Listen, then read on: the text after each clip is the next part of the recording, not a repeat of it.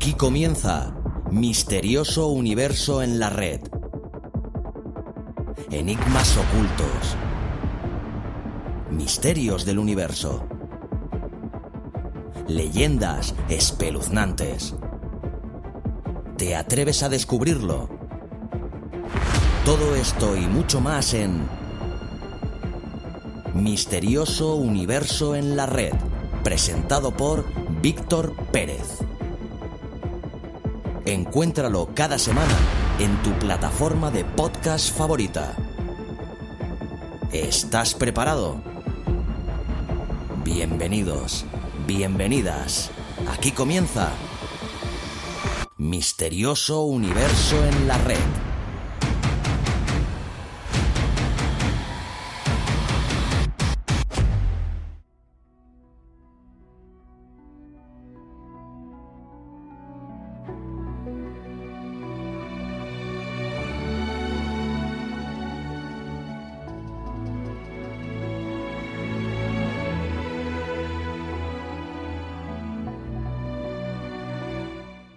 Buenos días, buenas tardes o buenas noches. Bienvenidos una semana más a Misterioso Universo en la Red.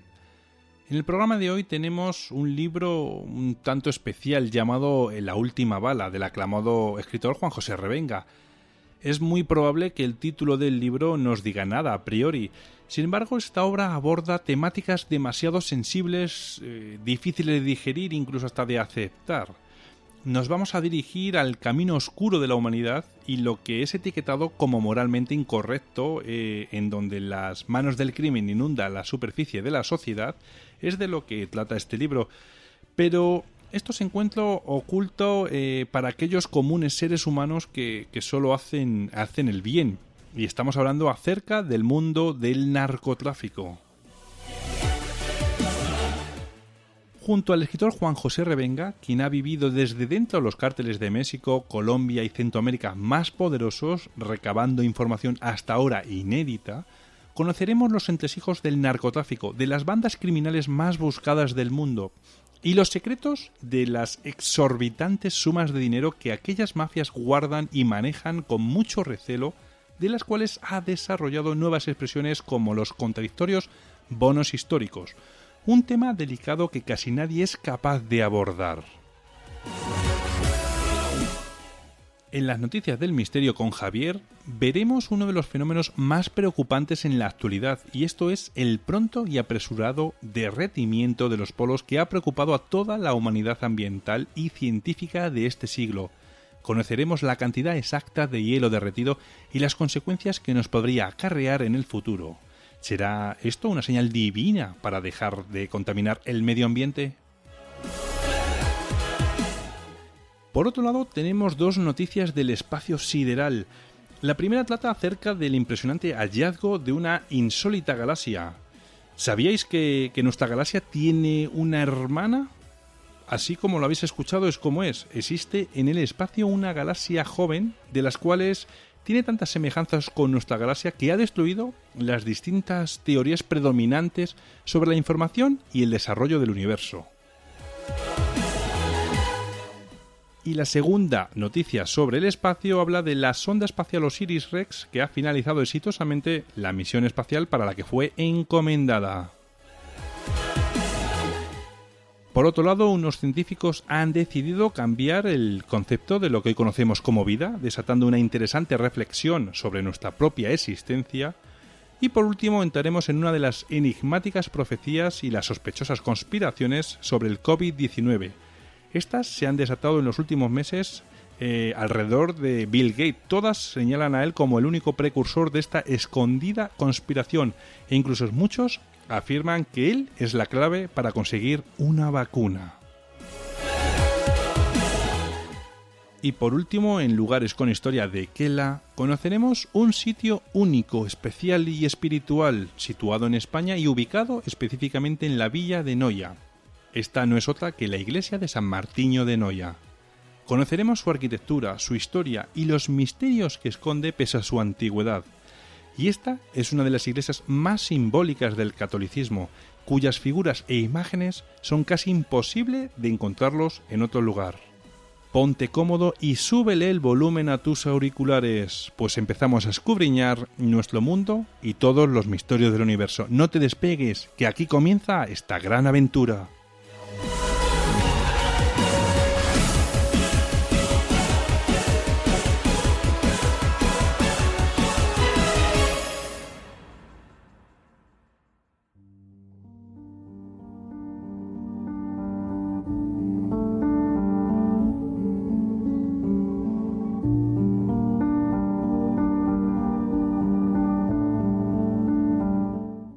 El crimen, las drogas, la prostitución, el tráfico de armas, secuestros y muchas otras más actividades delinquidas son llevadas a cabo por los cárteles de los narcotraficantes. Es un submundo que, aunque no lo creamos, son quienes verdaderamente tienen el poder económico del planeta.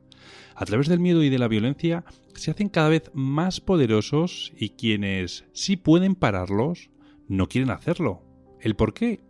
Bueno, vamos a intentar hablar de esta cuestión y muchas otras con nuestro invitado de hoy, que viene para hablarnos de su libro La última bala, de la editorial Luciérnaga. Y su autor y nuestro invitado de excepción no es otro que Juan José Revenga. Buenas noches, Víctor. Encantado de estar nuevamente con vosotros. Nada, el placer es mío por tenerte por tercera vez en el programa. En el primero, la primera vez que viniste hablamos de Zombie, mito y realidad de la religión vudú, de la editorial Almuzara, si no recuerdo mal. Sí. La siguiente vez que viniste fue para hablar de Civilizaciones bajo tierra, que sé si me acuerdo que es de la editorial Luciérnaga.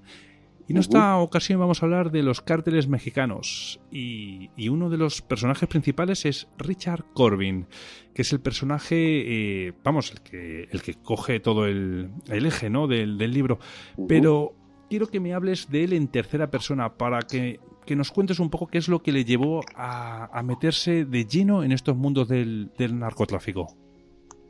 Pues Richard Corbin es el nombre que hemos tenido que utilizar en el libro para, un alter ego mío de muchas cosas de las que he vivido, pero que no se pueden contar jamás en primera persona. Por eso viene la parte novelada del libro. Pero bueno, estamos hablando de un libro que tiene un 95%, que es muy duro, de todo lo que se cuenta, que es verdad, y ese 5 lo dejamos para cuando nos pregunten, ¿no? Ese 5 lo dejé para cuando me preguntaran, decirle no me pregunte por eso, porque siempre da muchos problemas, tienes a mucha gente detrás, muchas amenazas, hablas de algo muy incómodo, de temas que son muy incómodos, como son el dinero, la droga y el poder, ¿no? Y lo que te lleva hasta allí, pues te lleva, como siempre, es la curiosidad y el saber cómo se mueve ese mundo, qué es ese mundo y realmente no cómo funciona, sino cómo manejan al resto de la humanidad, cómo pueden llegar a manejar al resto de la humanidad con la gran ayuda, porque un narcotraficante o un criminal no es nada sin la ayuda de los gobiernos o de los bancos. Y eso es lo que tienes que entrar hasta allí, y ahí es donde entra Corbin y empieza a viajar, a trabajar con ellos y a moverse con ellos infiltrado, como asesor, y muchas veces haciendo movimientos que serían increíbles, ¿no? Que serían increíbles desde el raciocinio normal, o muchas cosas a cualquier oficial de banco, apoderado de banco, le hablas de estos temas y no tienen ni idea. No saben de lo que estamos hablando. No saben que estamos hablando del gran negocio del mundo. El gran negocio del mundo es que no se mueva el dinero. Es que yo te pongo en un papel que tienes 900 millones y ya tienes 900 millones. Esa es la gran mentira del mundo y la economía mundial actual. Y a lo largo de la carrera de Richard Corbin o de Juanjo Revenga, habrá vivido muchísimas situaciones de peligro y quiero pensar que también, ¿no?, de auténtico miedo por su propia vida. ¿Cuál sería la historia, quizás, o la situación que más has visto realmente peligrar tu vida, diciendo, aquí se acabó todo? Hombre, con esta gente siempre, porque nunca sabes por dónde pueden salirte. Cuando estamos hablando de los cárteles grandes, de los cárteles potentes, de los que salen en los periódicos, de los hijos de los que salen en los periódicos, Y cuando estás con ellos, son gente que tiene miles de millones de dólares. Y no puedes llevarle jamás la contraria. Hay que tener mucha mano izquierda para tratar con ellos, para hablar con ellos. Te están proponiendo una salvajada tremenda, porque como no tienen ni idea, no tienes que olvidar que sí, hoy tienen miles de millones, pero la mentalidad es del tipo que cogía tomates hace un año. O sea que la mentalidad es la misma. Y a lo mejor te ofrecen la mayor salvajada de movimientos de dinero y tienes que intentar convencerle, pero convencerle como si la idea fuese suya. Si a él se le hubiese ocurrido hacerlo de esta manera, no decirle, no hombre, no, tú estás tonto, ¿cómo vamos a hacerlo de esta manera que sales en los periódicos? Tienes que decírselo, pero como si él es el que te lo está diciendo a ti. Y con mucho cuidado, a la más mínima ya les tienes clavados de pie, como dicen ellos, emputados, y mirándote que te puede costar la vida en cualquier momento, porque la vida no vale. La vida allí no vale. Saben que no vale ni la suya. ¿Cómo va a valer la tuya? Y dentro de estos cárteles, ¿es cierto que hay niños que matan, no sé, por $10 y tal? O sea, niños, estamos hablando de niños con 6, 7, 8 años. Sí, eso, o sea, vamos, ahora mismo ya es Acapulco, la famosa Acapulco de las películas, pues ahora mismo los estados de Guerrero, Jalisco, en esos lugares es donde más violencia hay porque están intentando tomar nuevos territorios, ¿no? Y los sicarios empiezan desde muy jovencitos, tienen niños de 8 o 10 años sentados allí en las escaleras, esperando que se les acerque alguien, les dé un arma y les dé $50 por acabar con cualquiera. Ese es el principio del sicario. Luego, si ese niño va trabajando bien, pues empieza a trabajar en el cartel, empieza a trabajar con movimientos, como seguridad. Nunca llegan a aprender nada porque no les da tiempo. Siempre terminan malamente todos. Todo tiene un final muy malo. Porque en este negocio, sobre todo, lo difícil es salir, no entrar. Y dices, bueno, entro, gano un par de millones y me voy. No, te irás cuando te digan. Y si sales, vas a salir por la puerta de atrás. Ten cuidado.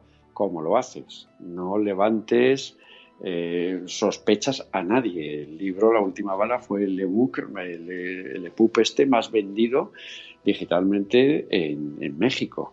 Todos salen ahí, todos se ven reflejados. Hay muchos nombres cambiados, pero ellos se conocen.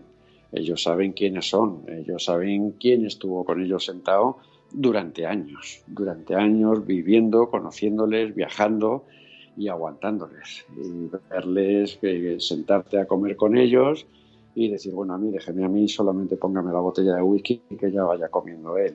Cosas de estas de tensión absoluta, con tipos en la puerta con ametralladoras, con sus fusiles, con la pistola siempre al cinto.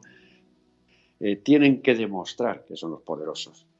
Porque el malo no es nada, no es que no le teman, no, es que no puede permitir que nadie le pueda tomar el pelo, nadie se le pueda subir a las barbas. Todos se quieren retirar, todos los malos te dicen, no, yo quiero abrir, como fue la época del Chapo, quería abrir 50 sociedades en todo el mundo, y cuando se le abrió la sociedad 48, cada sociedad metía $50 millones. Dice, bueno, pues ya con 2.500 millones ya me pienso en retirarme, y en la sociedad número 48 fue cuando le cazaron.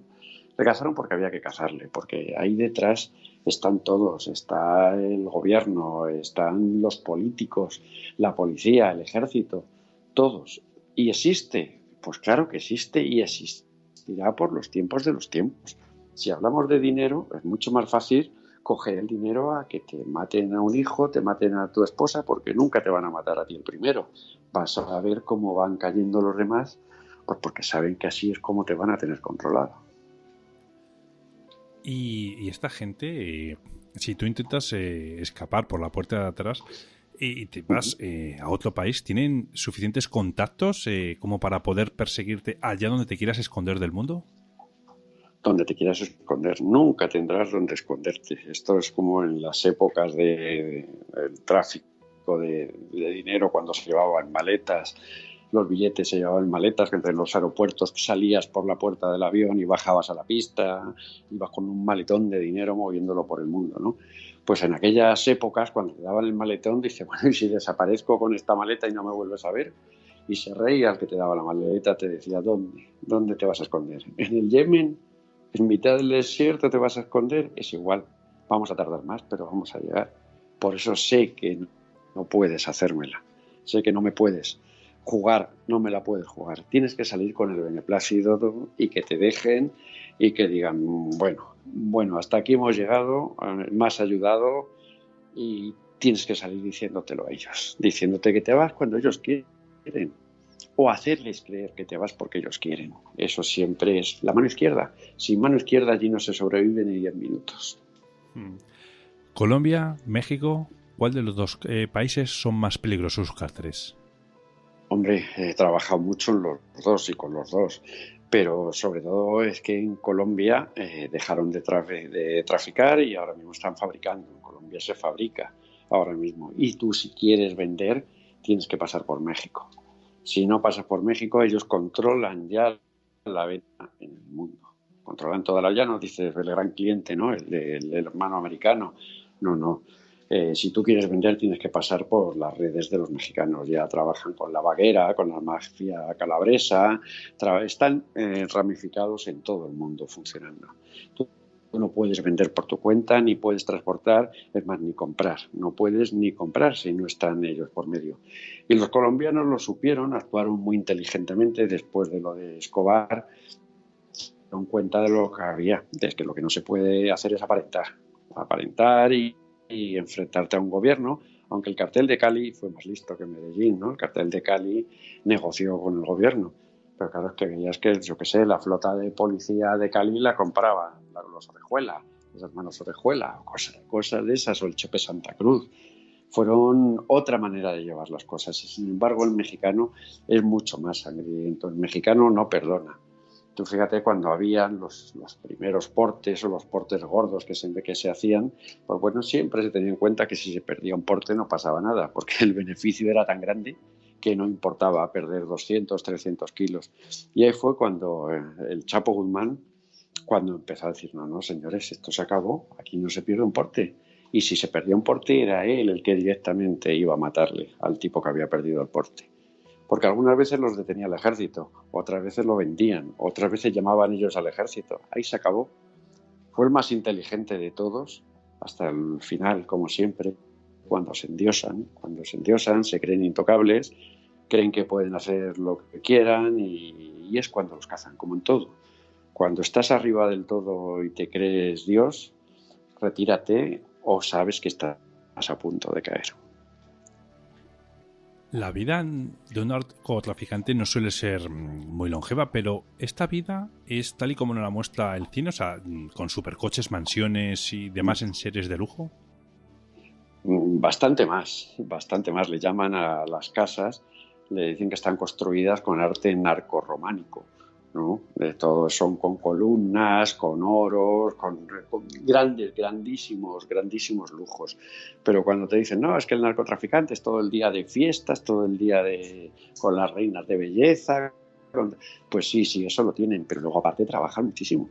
Están todo el día con las cuentas y como las cuentas las llevan en cuadernos, están todo el día con los cuadernos de lo que han sacado de aquí no hay que pagar, si se ha pagado se ha pagado el otro, todo el día están de cuentas y cuando no están de cuentas están de reuniones con otros, que eso es lo mejor de las reuniones, porque cuando llegas a una reunión todos están de acuerdo, todos van a hacer, todos quedan en que esto se hace de esta manera, este precio el que vamos a poner, también no van a cumplir nada. Porque cuando aprendes que el narco nunca tiene palabra, nunca cumplirá lo que diga. Eso es así, si no, se habrían hecho los dueños del mundo, moviendo la cantidad de plata que mueven, moviendo esos cientos, esos miles de millones. Si de verdad se hubiesen unido en una federación que hubiese funcionado, pero es que nadie lo cumple. Según salen de la reunión ya se están engañando a los unos a los otros y ya están pensando en cómo empezar a quitarle una plaza a otro. O el piso, porque cobran por el transporte de pasar la droga por un territorio que es tuyo, tienes que pagar el piso, tienes que pagar como un alquiler por pasarla. Solamente por esos corredores. Las guerras son por tener esos corredores, ahí donde está el negocio. Si quieres traer droga de Colombia, de Bolivia, de Perú, tienes que pasar por México y tienes que pasar por cada cartel o por cada zona que pases, tienes que pagar un piso, tienes que pagar un alquiler. Por eso son las guerras por los territorios. No es porque, hombre, que yo quiero tener esta zona. No. El territorio es porque todo lo que pase por ese territorio te tienen que pagar por ello.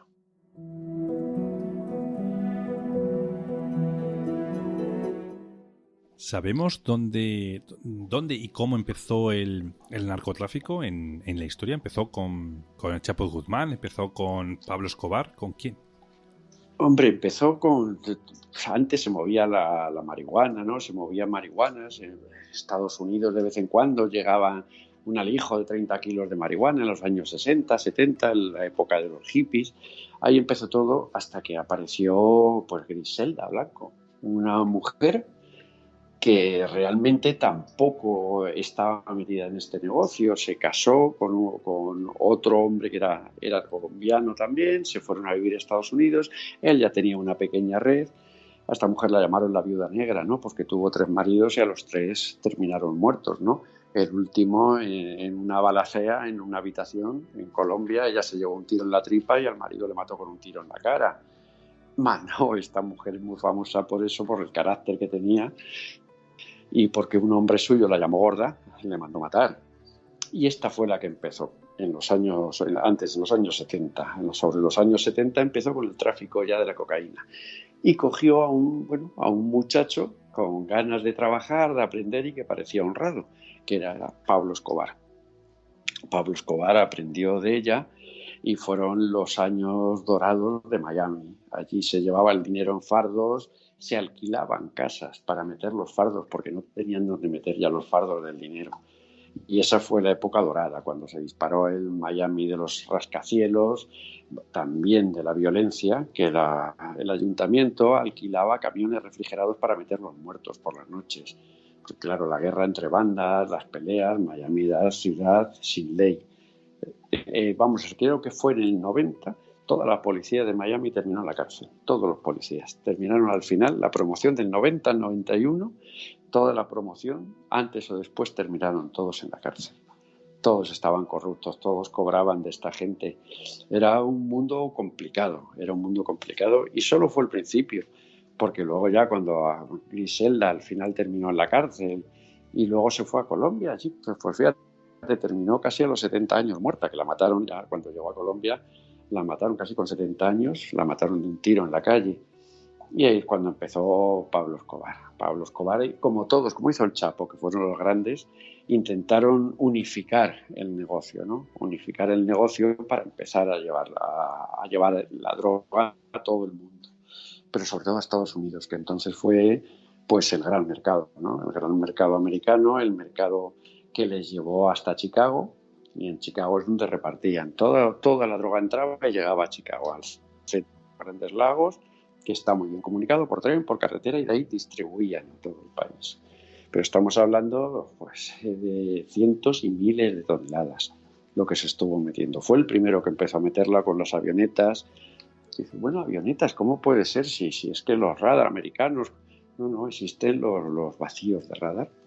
Existían los vacíos de radar, tú pagabas al tipo y de tal hora a tal hora este camino es el que tienen que utilizar y por ahí entraban. O las armas, era exactamente el mismo sistema. México es el país más restrictivo en la posesión de armas, yo creo que hasta del mundo, ¿no? Incluso más que nosotros. Pues no hay problema. Tú llegas al paso, a la frontera, y cada 500 metros, 1 kilómetro, hay una armería americana que te venden absolutamente de todo. Y ya te dicen, tienes que entrar por la gate 5, por la puerta 5. Tú llegas a la gate 5 y el tío de la puerta sabe que todas las matrículas que terminen en 16 tienen que pasar ese día. Y ese día todas pasan cargados de droga, entran, salen, droga, armas, sin ningún problema. Si todo está comprado, porque el problema no está en la persona o en la clase social, el problema está en el ser humano. El ser humano dice, bueno, se vende, tienes 2 elecciones, o venderte o quedarte sin familia, como decía el Chapo Guzmán, ¿no? Entonces, yo jamás pagué a nadie, yo simplemente les enseñaba videos de su mujer, de sus hijos yendo al colegio, y ya los tenía. Ese es el sistema. Ese es el sistema que maneja esta gente. El sistema es el miedo que es lo que les da el poder. Esta gente maneja enormes fortunas. Eso sí, todo es en B o en dinero negro. Claro. Sí. Este dinero, Juanjo, ¿cómo consiguen blanquearlo? ¿Les ayudan bancos como los que podemos tener dinero tú o yo? ¿O gobiernos? ¿Cómo consiguen blanquear ese dinero? Pues mira, esas cantidades tan enormes, tú ves los trenes que venían, porque claro, el problema de la droga, entonces, colombiana, era que no se quedaba ni $1 en Estados Unidos. Allí se vendía la droga y todo volvía para Colombia. Ese fue el problema que tuvo la CIA, tuvo la DEA y tuvo el gobierno americano. Ese era el gran problema, porque, por ejemplo, cuando trabajaban en Asia, en el Triángulo de Oro, pues la CIA era socia del negocio y sabe que se financiaba la CIA con el dinero que salía de la heroína del Triángulo de Oro en Asia. Pero aquí no. Aquí $1 que cobraban, $1 que se llevaban ellos para allá.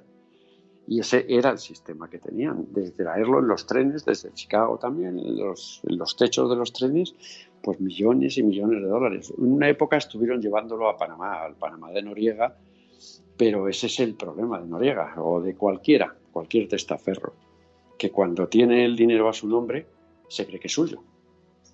Eso es lo que suele pasar, porque claro, los narcos nunca tienen el dinero, cuando lo tienen en bancos nunca está a su nombre, está a nombre de los testaferros. Pero todos al día siguiente están que van al banco a intentar sacarle el dinero. Lo que tarda en llamar el del banco a los amigos, decirle que está aquí intentando ya sacar. Y se acabó el testaferro y se acabó la historia. Ese es el sistema. Pero blanquear es muy fácil. Blanquear es... Tú tienes difícil blanquear 1.000 euros o $1.000. Pues lo tienes difícil porque vas al banco, te toman nota y bueno, lo tienes complicado. Pero cuando tienes 100, 200 millones... no tienes ningún problema, o que te lo bancaricen. Bueno, voy a perder dinero. Hay un sistema que es el que se ha utilizado hace unos años, hace menos tiempo, se ha utilizado mucho, que era el que tú llamabas, te mandaban un avión a donde fuera, donde tú estuvieras, te mandaban un avión, entraba en pista sin problemas, en el aeropuerto, abrían y sacaban las máquinas de contar. Allí se contaba el dinero, siempre había además, porque estaban las cajas con el dinero y luego el dinero suelto. Y este dinero que viene aquí todo suelto, no, eso es por si falta, que vendrá mal contado. Así te decían, ¿no? Pues bueno, ese dinero salía en ese momento, se contaba, había veces que se echaban 24 horas para contar el dinero con máquinas. El avión despegaba y según despegaba le estaban haciendo un ingreso de un 60% de ese dinero al propietario, al narco.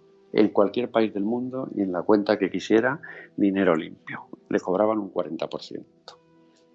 Ese 40%, dice, bueno, ¿y qué hacen con eso?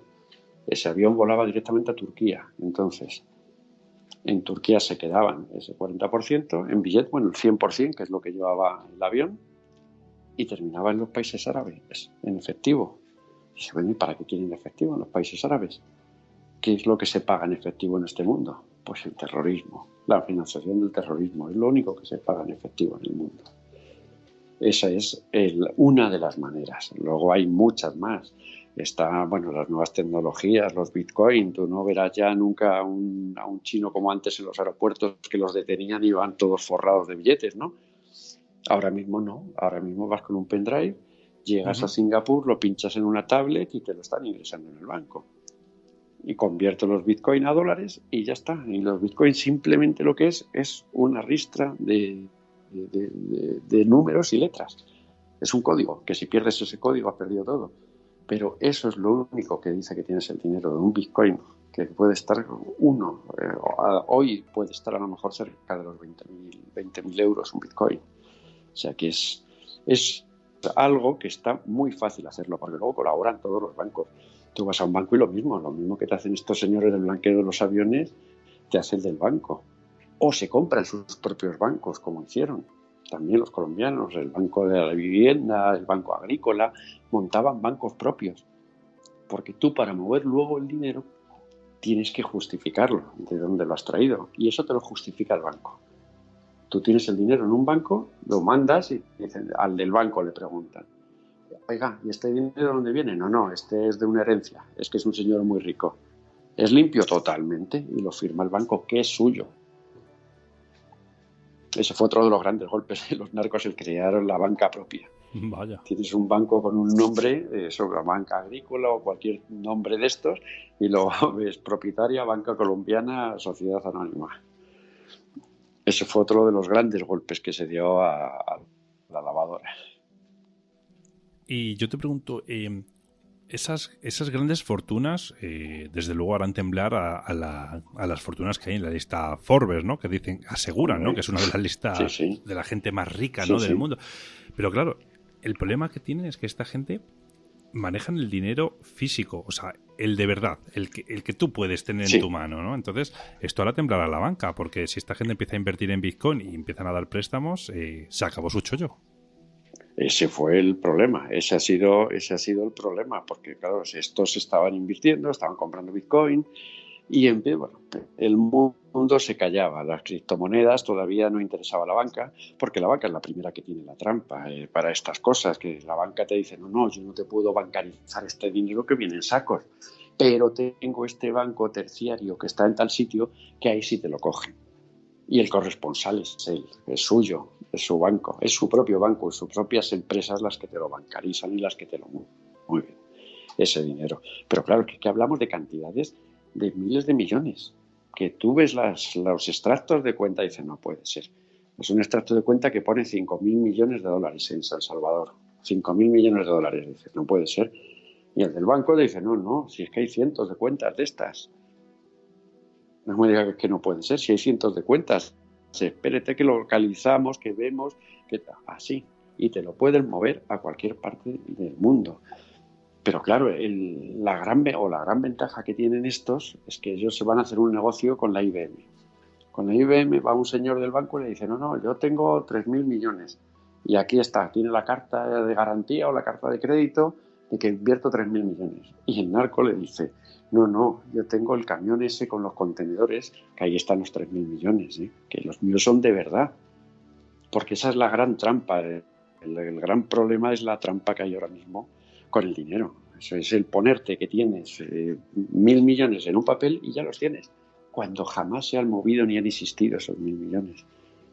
Es una trampa del banco. Que te lo están haciendo, te están diciendo, la trampa del banco, que además te está diciendo el Banco Mundial que eso es bueno, que eso es verdadero y que no hay ningún problema.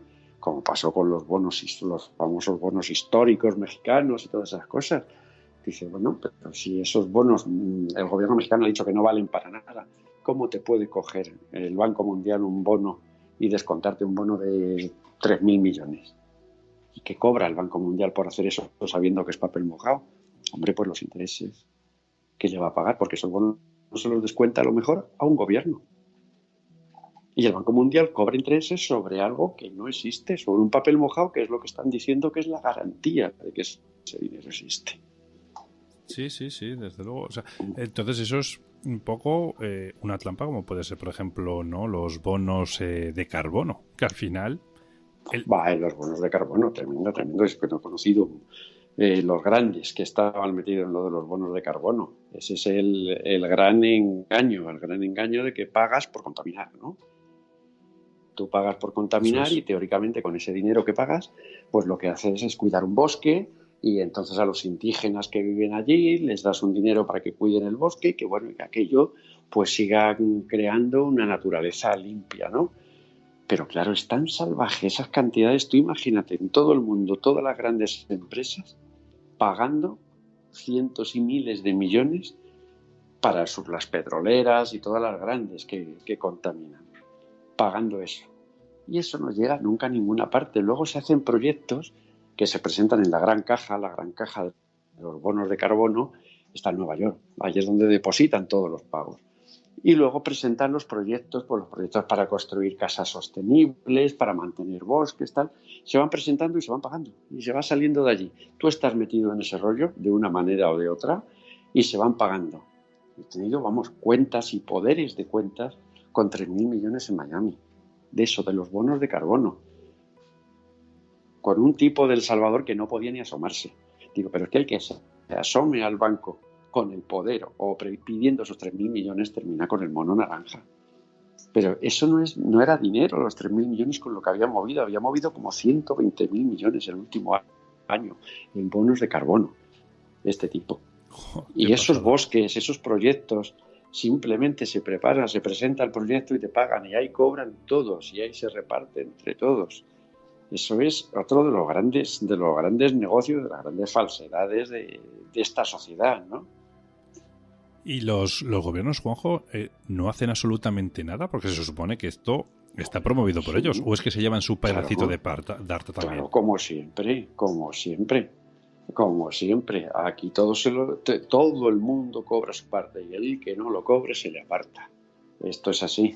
Esto es así. Aquí todos tienen que cobrar, todos lo saben.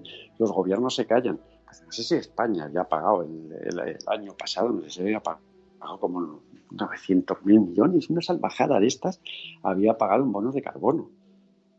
En bonos de carbono para mantener el planeta y por la ecología. Pues ahí hay para todos, ahí tienen para todos.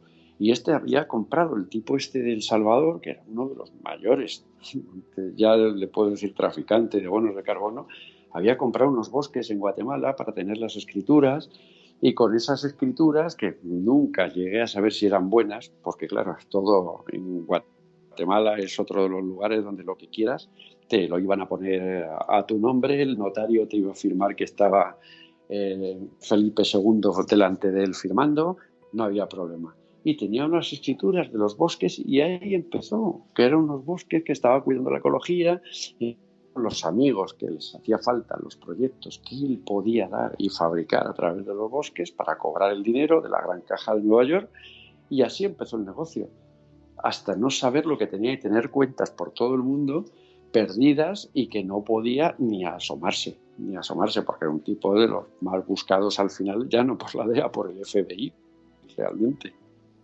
Y hablando de gobiernos, ¿es cierto que estos narcotraficantes, cuando se reúnen para negociar, para hacer un trasvase de mercancías, lo que sea, rehuyen de tecnologías como el teléfono móvil, ordenadores o cualquier tipo de dispositivo que les puedan localizar?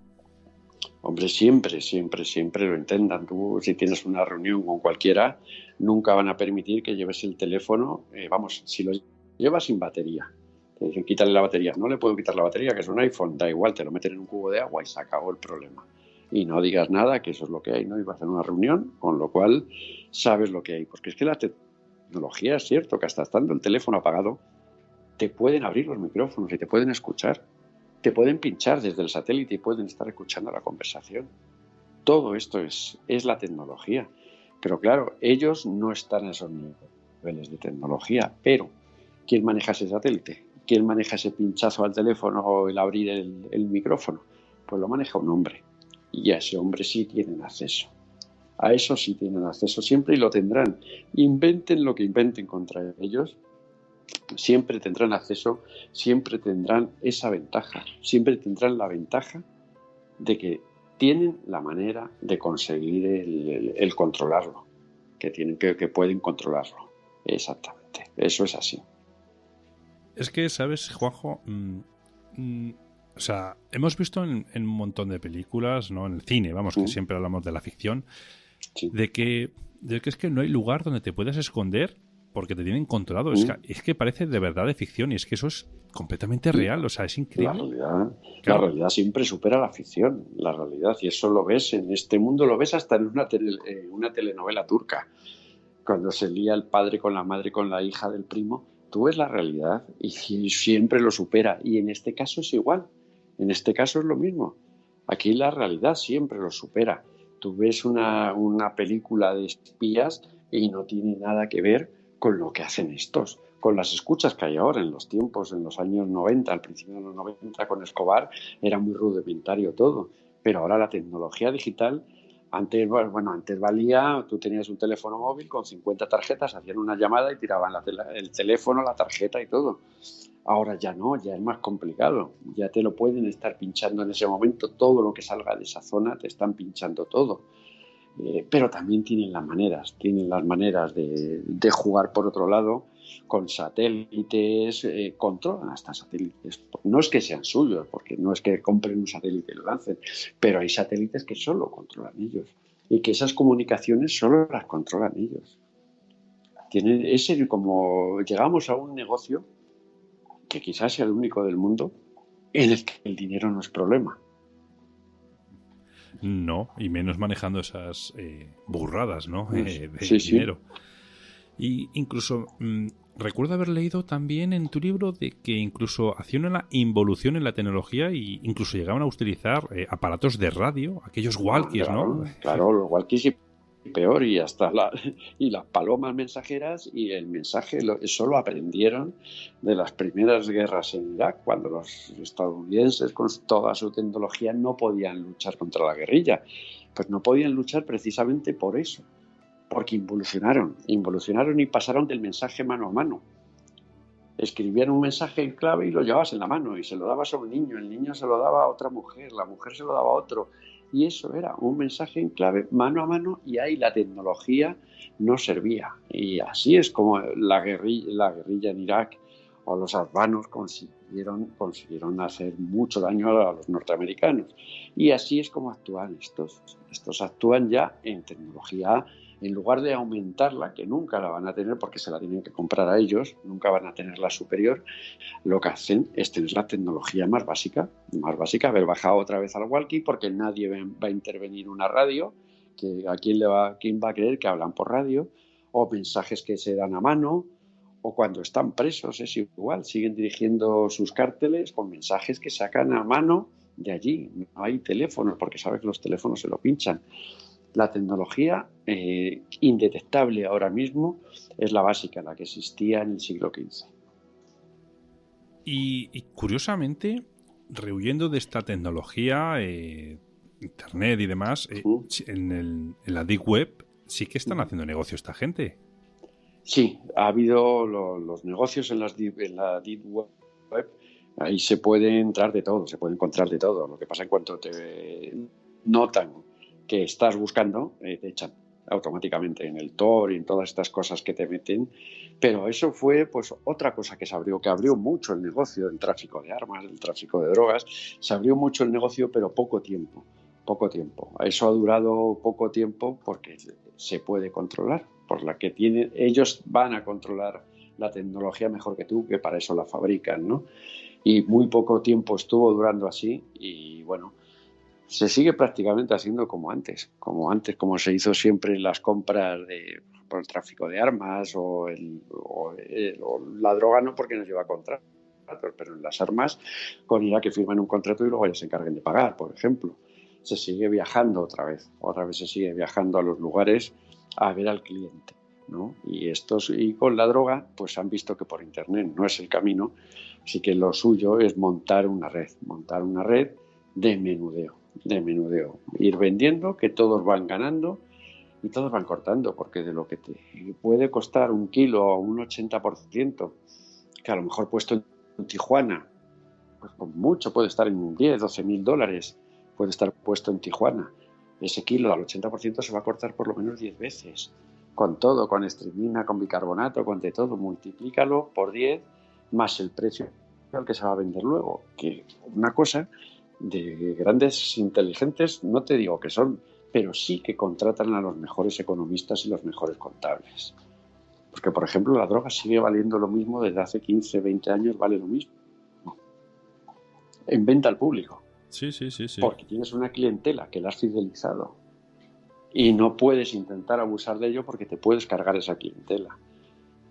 Y me contaba uno de ellos, de los mayores de movimientos de marihuana, me decía el hombre, cuando en Estados Unidos empezaron a permitir la venta en algunos estados, que pues con esto acaban con vuestros negocios y esto lo hacen legal en Estados Unidos. Y el tipo se reía, me decía, pero bueno, vamos a ver, en Estados Unidos tienen que pagar impuestos, tienen que pagar local, tienen que pagar de todo. Y luego, aparte, comprar la mercancía. Dice, ¿y a mí qué me cuesta la mercancía? Yo la puedo vender al precio que quiera. Para mí siempre será un negocio al precio que lo venda. Desde luego que sí. Madre mía. O sea que esa es. Sí. O sea, es que entonces los países no tienen ningún tipo de herramienta para poder luchar contra el narcotráfico en estas condiciones. Sí, no es que no tengan herramienta, es que primero que no interesa porque si se quiere, pues mira, eso como una frontera es como un gran hermano, si quieres, la frontera estadounidense, porque tienen cables de presión, tienen de todo, solamente con andar por el suelo ya sensores de movimiento saben que alguien está entrando ahí. Pueden controlarlo. Lo que pasa es que hay que controlar y hay que coger a gente, hay que coger una parte, los túneles famosos. Una parte interesa cogerla, pero jamás, o una vez te cogen un alijo de 1.000 kilos, una vez. Pero bueno, si han pasado 200.000, bueno, has cogido, se tiene en cuenta que no sé, ni un 10% de la droga que se lleva o que se mueve en el mundo se detecta. Pero claro, hay que detectar una parte porque si no sería esto, pues como cuando alardeaban de lo que ganaban y las grandes fiestas y los grandes coches y las pistolas de oro, los Colt 1911 de oro, todas esas cosas saben que tienen que cambiar y hacerlo de otra manera.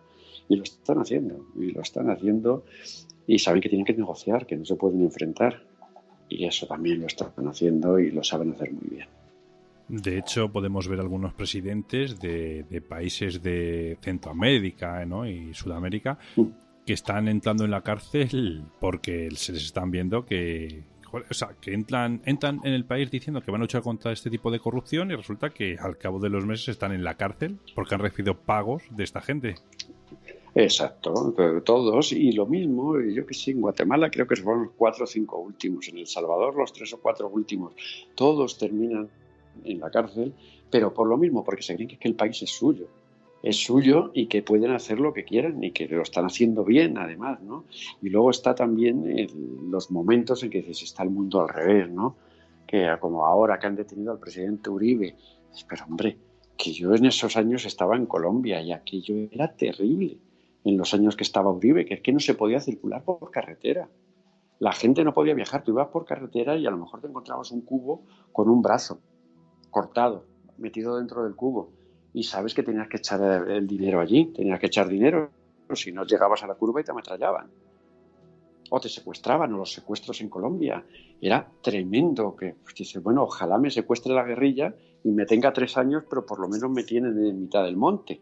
Sí. Porque claro, te secuestraba la delincuencia común y te metían en un agujero en el suelo y ahí te tenían los 3 años. Madre mía. Era tremendo, y eso el mundo al revés. Y con Uribe, pues bueno, se consiguió. Yo me acuerdo de una entrevista con él, con Uribe en aquellos años, y cuando le digo, bueno, cuénteme cuál es el futuro de Colombia, cuál es la nueva Colombia. Uribe se me queda mirando en el Palacio de Nariño y me dice, ¿qué le cuento yo bueno de mi país? Digo, joder, un tipo que de verdad sí intentó cambiar aquello y lo cambió, porque bueno, se empezó a circular, es que la gente no salía. Tú los fines de semana tenías un tanque que salía por la carretera y tú ibas detrás del tanque para ir a visitar a la familia o la gente que me decía, había un ingeniero de BP y me decía al hombre, es que compré toda mi vida, ha sido comprarme un rancho. Y dice, pero claro, lo he comprado y ahora, antes de llegar a verlo, lo compré por video y que antes de llegar a verlo me dicen que ya ha ido la guerrilla preguntando de quién la ha comprado. Dice, no puedo ir. Vaya. Y luego grandes negocios y grandes criminales, pero bueno, de otra manera. Víctor Carranza, por ejemplo, el rey de las Esmeraldas, ese murió hace 1 año y medio, 2 años. Ese fue un gran amigo, ¿no? Y fundador de las FARC, además. Las autodefensas, y claro, sabían, bueno, que fundó la Santa Defensa para defendernos de la guerrilla, y al final terminabas con los FARC traficando también con droga. Era la pescadilla que se mordía la cola. Dice, somos fuerzas revolucionarias o fuerzas de autodefensa, pero al final, ¿dónde estaba el negocio? En traficar con la droga. Ellos manejaban la selva, la factoría estaba en la selva y tenías que negociar también con ellos para poder funcionar. O sea que fueron años muy intensos y muy inexplicables, muchas cosas que ocurrían. Dicen, no puede ser esto que esté ocurriendo o que estén creando fuerzas revolucionarias que lo que van a hacer es sacar el dinero pues de donde la vía, del secuestro y sobre todo del tráfico y las narcofactorías en mitad de la jungla. ¿Y qué me dices de la gente que intenta huir de México, ¿no?, hacia Estados Unidos y que en ese tránsito pueden perder la vida de la manera más simple y más sencilla, ¿no? Porque aquí tenemos el estrecho de Gibraltar, que es el mar quien le puede quitar la vida, pero es que allí no hay mar, allí son las personas quien les quitan la vida. Claro, eso es tremendo. Han dado con mucha gente que saltaban al otro lado y aparte de la cantidad, en torno a los $6.000 que les cobraban, pues bueno, tenían que jugarse la vida por el desierto en el viaje bueno, el de los $6.000, porque imagínate el de los $1.000 cómo era el viaje. En el viaje bueno les daban una garrafa de 1 galón de agua, 4,5 litros, y ya está, y al desierto. Y a sudar, a sufrir, mujeres, hombres, niños, muriendo, ver morir a la gente que iba con ellos, ver cómo aparecía la migra por las noches, la policía de inmigración, cómo aparecían por la noche si no habían pagado, y deteniéndolos y haciéndoles perder lo que habían ganado. Y de todas maneras te detenían, y no es como aquí, es que allí te detienen y te deportan automáticamente. Te mandan otra vez para tu país. Y es que esa es la gran diferencia. La gran diferencia es eso, que dice, bueno, ya he llegado, he pisado la tierra prometida. No, y los que suelen ir allí van a trabajar, además que van a trabajar de verdad, no van a vivir del gobierno americano. Van a trabajar de verdad y van a dejarse el alma y sobre todo salir de la violencia. Porque en el momento que tú estás trabajando en la violencia, si quieres salir, sabes que te va a costar la vida a ti, a tu familia o a quien sea, pero no vas a salir sabiendo cómo se mueven, quiénes son y cómo actúan. Hay que hacerlo de una manera que quedes, eso como te he comentado antes, que parece que son ellos lo que te están diciendo vete. Madre mía, vaya templanza hay que tener con esta gente. Oye, y esta gente luego encima no son muy bien recibidas en esas reuniones, ¿no? Donde existen las grandes élites económicas, aún teniendo mucho más dinero que ellos. Claro, es que todo el mundo habla de los malos, desprecia a los traficantes de armas, de drogas, de tal, a los criminales, todo el mundo los desprecia, ¿no? No les invitaría jamás a la boda de su hija, ya, pero hombre, tenemos que darnos cuenta de que el mundo está como está y vive como vive y tenemos el nivel de vida que tenemos gracias a que existen los malos, gracias a que existe la lucha contra los malos, gracias a que ellos crean guerras y crean movimientos y crean gastos y crean construcciones, porque hacen, bueno, la construcción en Colombia o México está disparada exactamente por lo mismo. El trabajo, todo, gracias a que hay una lucha contra eso, existe la vida que tenemos. Y no queremos admitir que los malos son siempre los malos. Y pues claro que lo son criminales, ¿no? Son los que están al otro lado del filo del cuchillo. Pero muchas veces en los desprecios nos damos cuenta que vivimos de las cosas que ellos hacen. Y, hombre, pienso que malos también son los que le permiten hacer todo ese tipo de actividades. Claro, y cobrando. Que son los maravillosos de las grandes fiestas, las grandes reuniones, esos viven maravillosamente un tiempo también porque suele explotar también por esa soberbia, ¿no? Sobre todo por la soberbia de creerse que si me estás dando 10 me tienes que dar 30 porque sin mí tú no eres nada. Así que suele durarles poco tiempo hasta que acaban con ellos también. Se dan cuenta ya, yo sin ti no soy nada, pero hoy sí tengo el poder. Eso hay que saberlo. Eso me lo dijo un muchacho en Medellín que tenía un cartel pequeño, un cartel de $100 millones. Tenía 23, 24 años. Y me dijo, mira, yo tengo 23 años, ahora mismo en una salsoteca estaba charlando, bebiendo, y me dice, y hoy yo soy aquí Dios, yo manejo los hombres, las mujeres, todo es mío, la vida, la muerte, todo es mío en esta zona, aunque sé que antes de los 30 me van a matar. Ese es el precio que tengo que pagar. Me mataron a la semana siguiente por haber estado hablando conmigo. Madre mía. La verdad es que este es un mundo que es mejor no conocerlo, es mejor permanecer ahí en la frontera, ¿no? Y si es lejos, mejor. Sí, cuando ves dónde llega el nivel de la corrupción humana, de la falsedad, de los engaños, de los bancos, de los gobiernos. Dice, pero que no. ¿Y los malos son los traficantes? Pues no me lo preguntes para ver por quién me inclino. ¿Por quién me inclino de quién son los malos o quién les ayudan y quién cobran de que ellos sean malos?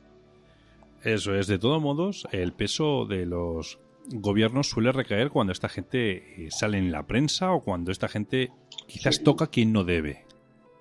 Sí, el problema es eso.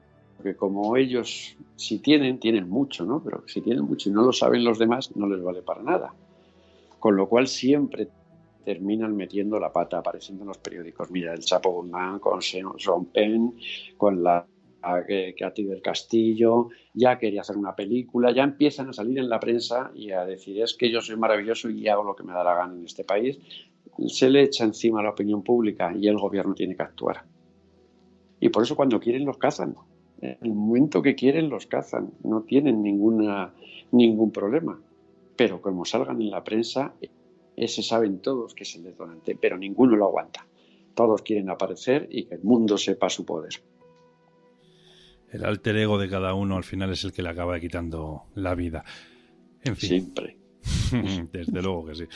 Bueno, pues no quiero tampoco seguir desvelando mucho más de tu libro, La última bala. Pero sí me gustaría continuar hablando un poquillo de tu próximo trabajo que está relacionado con este último. ¿Para cuándo más o menos creemos que podremos ponerle las manos encima a ese libro? No sé, nueva obra tuya. Pues acabo de entregar el manuscrito. El libro se llama Muerte en Medellín y es la segunda parte de La última bala, con negocios en Asia, con negocios reales además en Asia, en África, en Marruecos, y ahí se mueven muchas cosas que siempre son reales, por muy increíbles que nos parezcan. Vamos, en Muerte en Medellín vemos más cosas aún más increíbles, porque no es por nada, pero es que esto va más, vamos a tocar, ahí tocamos el arte, por ejemplo, el negocio del arte. El negocio no está en comprar un cuadro barato y venderlo más caro, no, es un instrumento financiero, nadie compra un cuadro para colgarlo en su pared.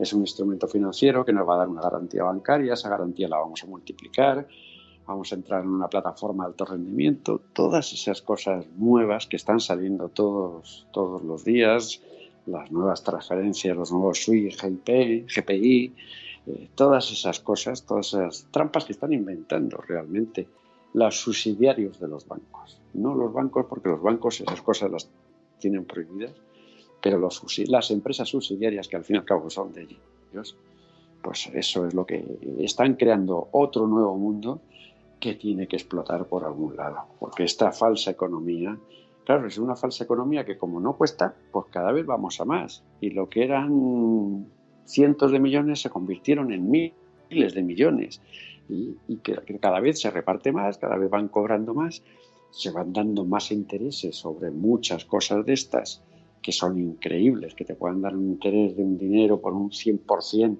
Claro, tú imagínate estos con el efectivo que tienen, lo pueden meter en una plataforma que les da un 100% mensual, por ejemplo. Pues claro, el banco está deseando pillar ese dinero para trabajar con él. ¿Y quién se lo puede dar? Estos señores. Volvemos a lo mismo que hemos hablado antes, ¿no? Son los únicos que tienen el dinero real, y es que son los únicos que pueden hacer este tipo de transacciones. Pues, claro. Por eso te digo. Así que, Juanjo, pues me lo apunto, y cuando ese libro vea la luz... A finales de año yo creo que estará ya en la calle, también con editorial Luciérnaga. Muerte en Medellín, yo creo que a finales de año ya podrá estar en la calle. Y podremos disfrutar de muchas cosas increíbles. Vale, perfecto. Pues nada, me lo apunto para pegarte otro toque antes de Reyes o después de Reyes. Perfecto, a ver cómo nos viene, que no sabemos cómo nos van a venir ni las Navidades, esperemos. Bueno, vamos a ser optimistas, ¿no? Optimistas, eso, la botella siempre está medio llena, no medio vacía, así es. Eso es, por lo menos, si no lo vemos nosotros así, ¿quién lo va a ver? Pues por eso, si no, mal vamos y esperamos que lo vea otro. Desde luego. Muy bien, bueno, pues queridos amigos, ya lo habéis oído. Todo lo que nos ha contado hoy Juan José Revenga lo vais a poder encontrar en su libro La última bala, de la editorial Luciérnaga. Lo tenéis prácticamente en cualquier plataforma online y en cualquier tienda física. Este libro es súper sencillo de haceros con una copia, y lo que hoy hemos hablado es una ínfima parte de todo lo que este libro desvela. O sea, os vais a quedar con la boca abierta y no vais a dar crédito de lo que Juanjo cuenta en ese libro. O sea, os vais a plantearos quizás cómo podéis vivir tan tranquilos. Podemos vivir tan tranquilos en el primer mundo, ignorando todo lo que ocurre en esos países, ¿no? Que no llegan a ser del tercer mundo, pero son países que están un poco más marginados. Juanjo, pues... Exacto, que parece la incultura y al final no es la incultura. Son más listos que nosotros. Bastante más. De hecho, es que al final somos nosotros los que tendremos que rendir cuentas a ellos en un futuro y no muy lejano. Exacto, así es. Bueno, pues Juanjo, muchísimas gracias por conectarnos todos estos y como te he dicho, te veo a finales de año. Perfectamente. Muchísimas gracias, encantado. ¿Vale, Víctor? Venga, adiós, muchas gracias, un abrazo, buenas noches. Adiós, hasta luego.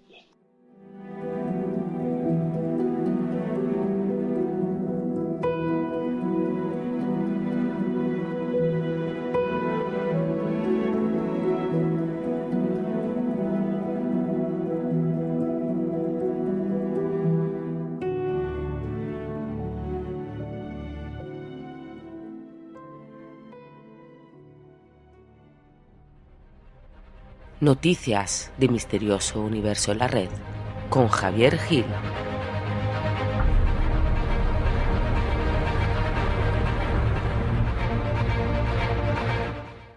Llegó el momento de las noticias del misterio con Javier y hoy vienen muy variaditas. Hablaremos del cambio climático, hablaremos de conspiraciones, como no, con uno de los titanes de la informática, como os dije en el sumario, del espacio y algunas noticias más también muy interesantes. Pero bueno, voy a dejar que sea mejor Javier quien nos las cuente. Muy buenas, Javier, ¿qué tal? ¿Cómo estás?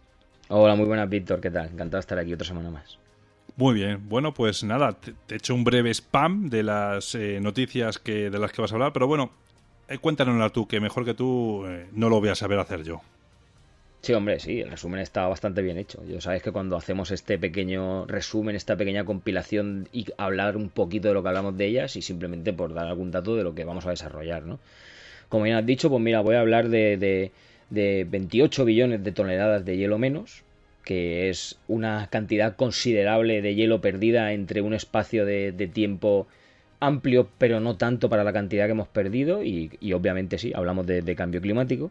También voy a hablar un poquito de Bill Gates, porque últimamente parece que se mete en muchos follones, ¿no? Hablando de COVID, hablando de ciertas pandemias, diciendo cosas en años anteriores que luego han ocurrido, y vamos a hacer un pequeño resumen por si la gente anda un poco despistada de todo lo que ha pasado alrededor de Bill Gates últimamente. Luego voy a hablarte de la galaxia SPT 0418-47, que es una galaxia que se ha visto hoy en día, por primera vez, pero es un poco peculiar en cuanto a la forma de verla y qué nos puede explicar o qué datos nos puede dar de aquí de cara al futuro. También hablaré un poco, que ya lo hemos hecho en un programa anterior, de la sonda Osiris-Rex, pero ahora vamos a hablar de esa primera exitosa misión que ha llevado a cabo y que realmente en sí no ha sido una misión, simplemente se han comprobado algunas cosas y algunas de las funciones que tenía que hacer, que ya está en órbita, que podía hacer, mejor dicho, y que ha funcionado perfectamente. Y por último vamos a hablar de un estudio que han compartido un par de científicos en el que nos hablan de que deberíamos cambiar nuestro concepto de qué es la vida para a lo mejor así poder encontrar vida más allá de la Tierra. Muy bien. Bueno, pues nada, pues empezamos con la primera, que hablabas de los 28 billones de toneladas de hielo menos. ¿Esto que está repartido por todo el planeta o en algún lugar en concreto, Javier? Obviamente los polos son el principal sitio, pero hablamos de prácticamente todo el planeta que tenga masas de hielo significativas.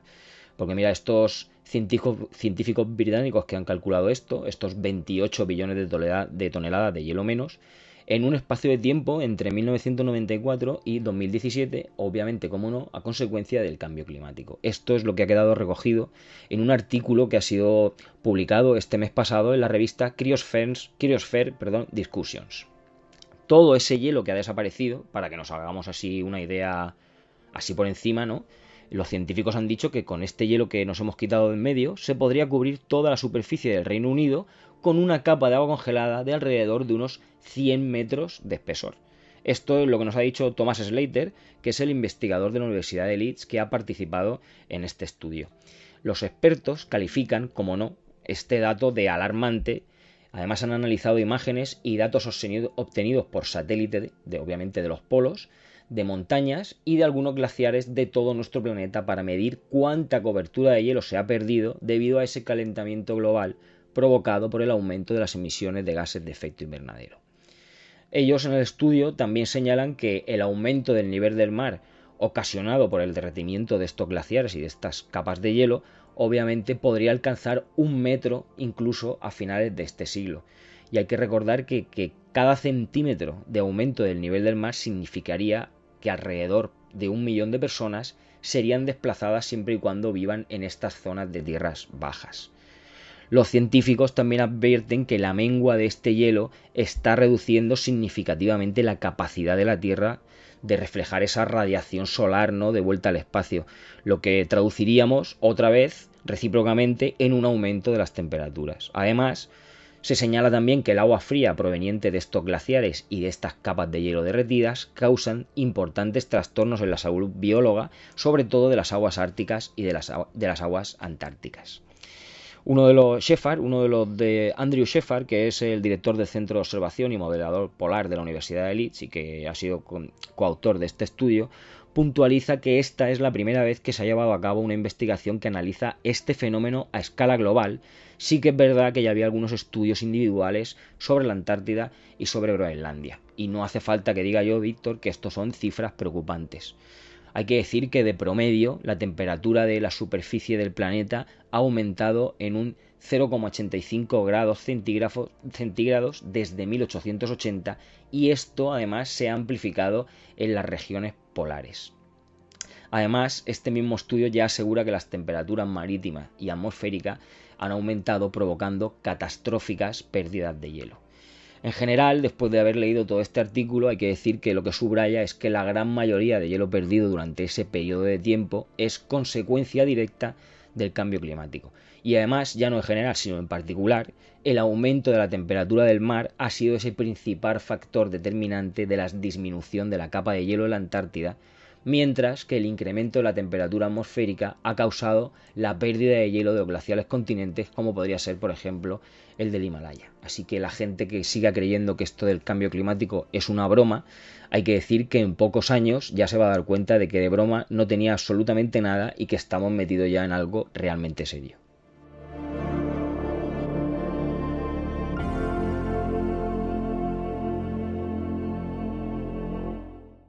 En la siguiente noticia hablaremos de Bill Gates, que vuelve a hacer otra vez un poquito, ¿no?, de ruido con esas conspiraciones que siempre ha tenido alrededor, ¿no?, de que si esa obsesión por esas vacunas y ahora sobre todo con el COVID-19, donde, bueno, quiere implantar nanomáquinas, etcétera, etcétera. Bueno, esos son las conspiraciones y todo que hay. Pero bueno, ¿qué es lo que hablan ahora acerca de Bill Gates, Javier? Sí, como bien has dicho, el ruido alrededor de Bill Gates es sempiterno, ¿no? Eso va a estar siempre ahí, tiene sus detractores y gente que confía en él ciegamente, pero digamos que a raíz de toda esta pandemia del COVID ha vuelto a tomar, ¿no?, ese protagonismo, porque hay que decir que el multimillonario, ¿no?, ha estado en la palestra desde que la gente se dio cuenta de esas recordadas palabras que dijo en 2015 cuando ya dio una conferencia y advirtió que si algo mataba a más de 10 millones de personas en las próximas décadas seguramente sería un virus altamente infeccioso en vez de una guerra. Estas proféticas palabras del empresario en aquel entonces pues pasaron un poco desapercibidas, ¿no? Sin embargo, con toda la llegada de esta pandemia, Bill Gates se ha vuelto a transformar en el blanco de ciertas especulaciones y ciertas profecías, ya que muchos de ellos, mucha gente, no cree en la inocencia de todas sus palabras, ¿no? Incluso según un estudio que ha hecho New York Times y unos laboratorios que se llaman Signal, las teorías que vinculaban al magnate con el coronavirus se han mencionado entre febrero y abril 1,2 millones de veces, tanto en televisión como en redes sociales, que es un número bastante a tener en cuenta. Y obviamente, quizás, ¿no?, la conspiración más reciente en la que se ha visto envuelto es esa en la que se le acusa, como bien has dicho, Víctor, de querer implantar esos chips en las vacunas contra el COVID-19. Según esta conspiración, ¿no?, así el empresario pretendería controlar a la población mundial. Incluso hay que decir que fue una teoría que llegó a ser compartida por gente muy importante, uno de ellos de aquí en nuestro país, ¿no? De todos lo sabemos que el cantante Miguel Bosé apoyaba esa campaña global, ¿no?, que existía con el hashtag @ExposeBillGates. ¿Y qué dice Bill Gates de todo esto que le rodea, de todas estas conspiraciones? Pues hay muchas veces que no quiere ni dar explicaciones, ¿no? Yo, bueno, ante todo voy a decir que yo ni lo defiendo ni lo ataco. Simplemente estoy recopilando todo lo que se ha dicho de él últimamente, ¿no? Porque le pese a quien le pese, la Fundación Bill y Melinda Gates ha destinado 300 millones de dólares para combatir el COVID-19, lo cual eso no se lo puede reprochar nadie, ¿no? Y en cuanto a esas especulaciones, ¿no?, en torno a la vacuna que financian por esas nanomáquinas y tal, sí que es verdad pues que ellos mismos hicieron un comunicado a la BBC hace algunas semanas en las cuales decían que estaban preocupados, ¿no? Como no podía ser de otra forma, por esas teorías de conspiración que se difunden por internet, sobre todo por el daño que pueden causar ante todo a la salud pública, ¿no? Él ya dijo varias veces, y vuelvo a repetir, que esto no es ni que yo confíe ciegamente en lo que dice Bill Gates, ni que sea verdad. Yo simplemente traigo aquí sus palabras y lo que he podido encontrar de todo lo que le rodea, ¿no? Él ya ha dicho varias veces que nunca ha tenido nada que ver con un microchip y que obviamente eso es muy difícil de desmentir. Lo que pasa es que al final todo este tipo de cosas se repiten tantas veces, al final, pues, aunque tuvieran o no tuvieran credibilidad, pero de repetirlas tantas veces, pues esa credibilidad, pues, va creciendo, ¿no? Entonces, yo no sé lo que van a hacer con esas vacunas. Lo que sí te puedo decir es que ese dinero lo han invertido de su bolsillo, de verdad. Y entonces, ¿qué pasa? Pues que ya una vez que te pones a mirar lo que ha dicho, lo que ha pasado últimamente, pues hay que reconocer que Bill Gates ya se ha ido metiendo en varios berenjenales, ¿no? Porque además volvió a sorprender no hace mucho con unas declaraciones sobre cuándo podría terminar esta pandemia, ¿no? E hizo una entrevista en Bloomberg y el magnate adelantó que esta crisis sanitaria del coronavirus podría extenderse hasta 2022. Realmente diferenció un poco, ¿no? Porque primero él hablaba para el mundo rico, ¿no? Digamos que ese número de población que superaba ciertos beneficios, cierto dinero, gente rica, para ellos, para ese mundo de ellos, ¿no? Deberían ser capaces de poder acabar con esto para 2021 y para el resto del mundo para finales de 2022. Además se les puso ahí un análisis y el ejemplo que puso fue el de Estados Unidos y reveló, por ejemplo, que el país, Estados Unidos, pues como vemos todos en las noticias, ¿no?, está lejos de retomar esa normalidad, pues porque también están haciendo las cosas bastante mal. También Bill Gates advirtió sobre la propagación de una nueva pandemia, ¿no? Hace pocas fechas, ¿no?, escribió incluso en su blog personal en las complicaciones que podría traer este coronavirus frente a la lucha contra otra enfermedad, que sería la malaria.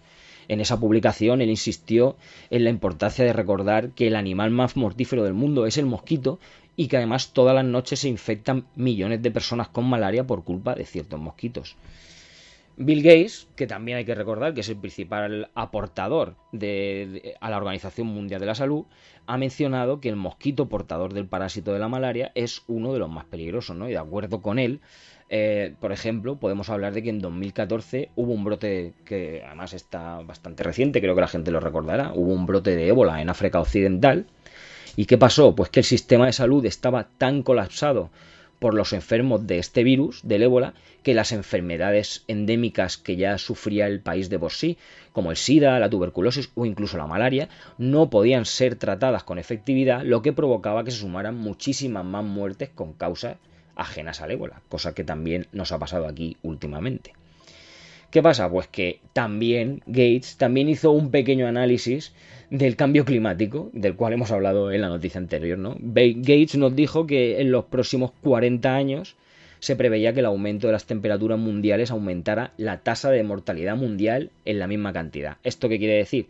Pues que serían unas 14 muertes, digamos, por cada 100.000 personas. Para final de siglo, si el crecimiento se mantuviera en este ciclo, ¿no?, el cambio climático podría ser responsable de unas 73 muertes cada 100.000 personas, y en un escenario de emisiones un poco más bajas, ¿no?, digamos que podría llegar a caer a un 10 cada 100.000 personas. Lo que pasa es que, traduciendo esa ecuación, podríamos decir que, por ejemplo, Víctor, siempre hablando en palabras de Bill Gates, en 2060 el cambio climático podría ser tan mortal como esta pandemia que estamos pasando ahora mismo del COVID-19, y que incluso para 2100 podría ser incluso 5 veces más.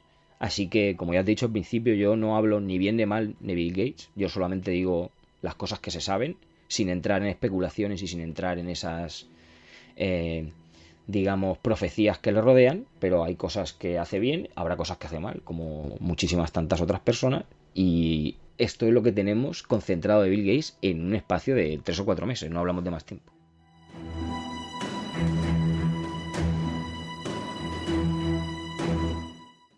pues nos vamos ya con la tercera noticia. Y nos hablabas de la galaxia SPT0418-47. Y nos hablaste que esta galaxia nos podría quizás arrojar cierta información valiosa de cara a un futuro. Háblanos de ese futuro que dices que a lo mejor nos arrojaba, Javier.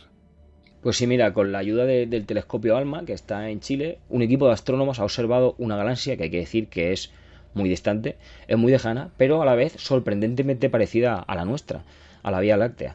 Como bien has dicho, esta galaxia SPT0418-47, y si la gente busca la foto por internet, verá una luz muy distorsionada, que además se observa gracias a ese efecto lupa que usan los astrónomos, esa lente gravitacional en la cual utilizan esa luz de otra galaxia cercana para poder ver lo que hay más allá. Pues esa luz, que se ve bastante borrosa en la fotografía, hay que decir que ha tardado nada más y nada menos que 12.000 millones de años en llegar hasta la Tierra. Es una galaxia extremadamente lejana y por lo tanto podríamos decir que es muy joven y que es enormemente similar a la nuestra. Como ya te he comentado al principio, se ha observado en el telescopio ALMA, que está en el Observatorio Europeo Austral, y otras instituciones que hay allí, además, en el desierto chileno de Atacama. La galaxia, como ya te he dicho, ha tardado más de 12.000 millones de años en llegar a nosotros, así es que hay que decir, por ejemplo, echando unos números así por encima, que la vemos como cuando era el universo, cuando tenía tan solo 1.400 millones de años. Aunque esta galaxia estudiada no parece tener esos brazos en espiral como podrían observarse en otro tipo de galaxias, sí que es verdad que tiene al menos un par de características típicas de la nuestra. Tiene ese disco giratorio que observamos en muchas fotografías de galaxias más cercanas y tiene una pequeña protuberancia que es ese gran grupo de estrellas concentradas alrededor de un centro galáctico. Es la primera vez que se ve una protuberancia en una etapa tan temprana de la historia del universo, haciendo así esta galaxia parecida a la Vía Láctea, digamos que a la distancia a la que podamos verlo, ¿no? Digamos que es la galaxia más lejana y más parecida a nosotros observada hasta el momento. ¿Qué pasa con estudiar estas galaxias distantes? Pues mira, que es fundamental para entender cómo se formaron y evolucionaron este tipo de sistemas como el nuestro. Esta galaxia está tan lejos que si lo llevamos a porcentajes, digamos que el universo tendría tan solo el 10% de su edad actual, porque como ya te he dicho, su luz ha tardado 12.000 millones de años en llegar a la Tierra. Lo he repetido varias veces porque hay que hacerse una idea de cuánto es ese tiempo, ¿no? Al estudiarla, digamos que estaríamos volviendo a una época en la que estas galaxias serían un bebé que está empezando a desarrollarse. Debido a estas grandes distancias a las que se encuentran, es casi imposible observarlas con detalle, incluso con telescopios muy potentes, ya que estas galaxias se ven muy pequeñas y muy débiles. El equipo que se dedicó a estudiarlas superó este obstáculo al usar esa galaxia cercana, como te he dicho, como una especie de lupa, que es ese efecto conocido como lente gravitacional, permitiendo al telescopio ALMA ver ese pasado lejano con un detalle sin precedentes. En este efecto, ese tirón gravitacional de la galaxia cercana distorsiona y dobla la luz de esa galaxia que estamos observando, por eso la vemos de esa manera deformada y un poco magnificada. Gracias a esa alineación casi exacta, esa galaxia distante vista con esa lente gravitacional parece como si fuera un anillo de luz casi perfecto alrededor de la otra galaxia que tenemos más cerca. El equipo de investigación reconstruyó la verdadera forma de la galaxia distante y el movimiento que hace a partir de los datos que ha recopilado el ALMA, y utilizando una nueva técnica que lo que hace es modelar estas galaxias por ordenador. Los astrónomos, sin embargo, han señalado que aunque SPT0418-47 tiene ese disco y otras características similares a las de las galaxias en espiral que vemos hoy en día, parece ser que ellos dicen que cuando evolucione va a ser una galaxia muy diferente a la nuestra y que se va a unir a otro tipo de galaxias que lo llaman elípticas, que junto a las galaxias espirales son las que obviamente hoy en día hay en el universo.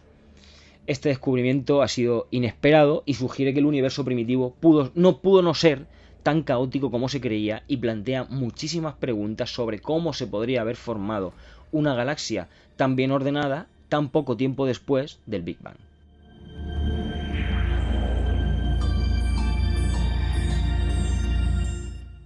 en la siguiente noticia nos ibas a hablar de nuevo de la sonda Osiris-Rex y ahora del éxito de su primera misión. Háblanos de este éxito, Javier. Pues sí, mira, la verdad es que consideran esta primera misión un éxito y la verdad es que no es para menos, ¿no? Porque esta sonda logró por fin acercarse al asteroide Bennu y probar sus sistemas de cara a un futuro aterrizaje en este cuerpo celeste.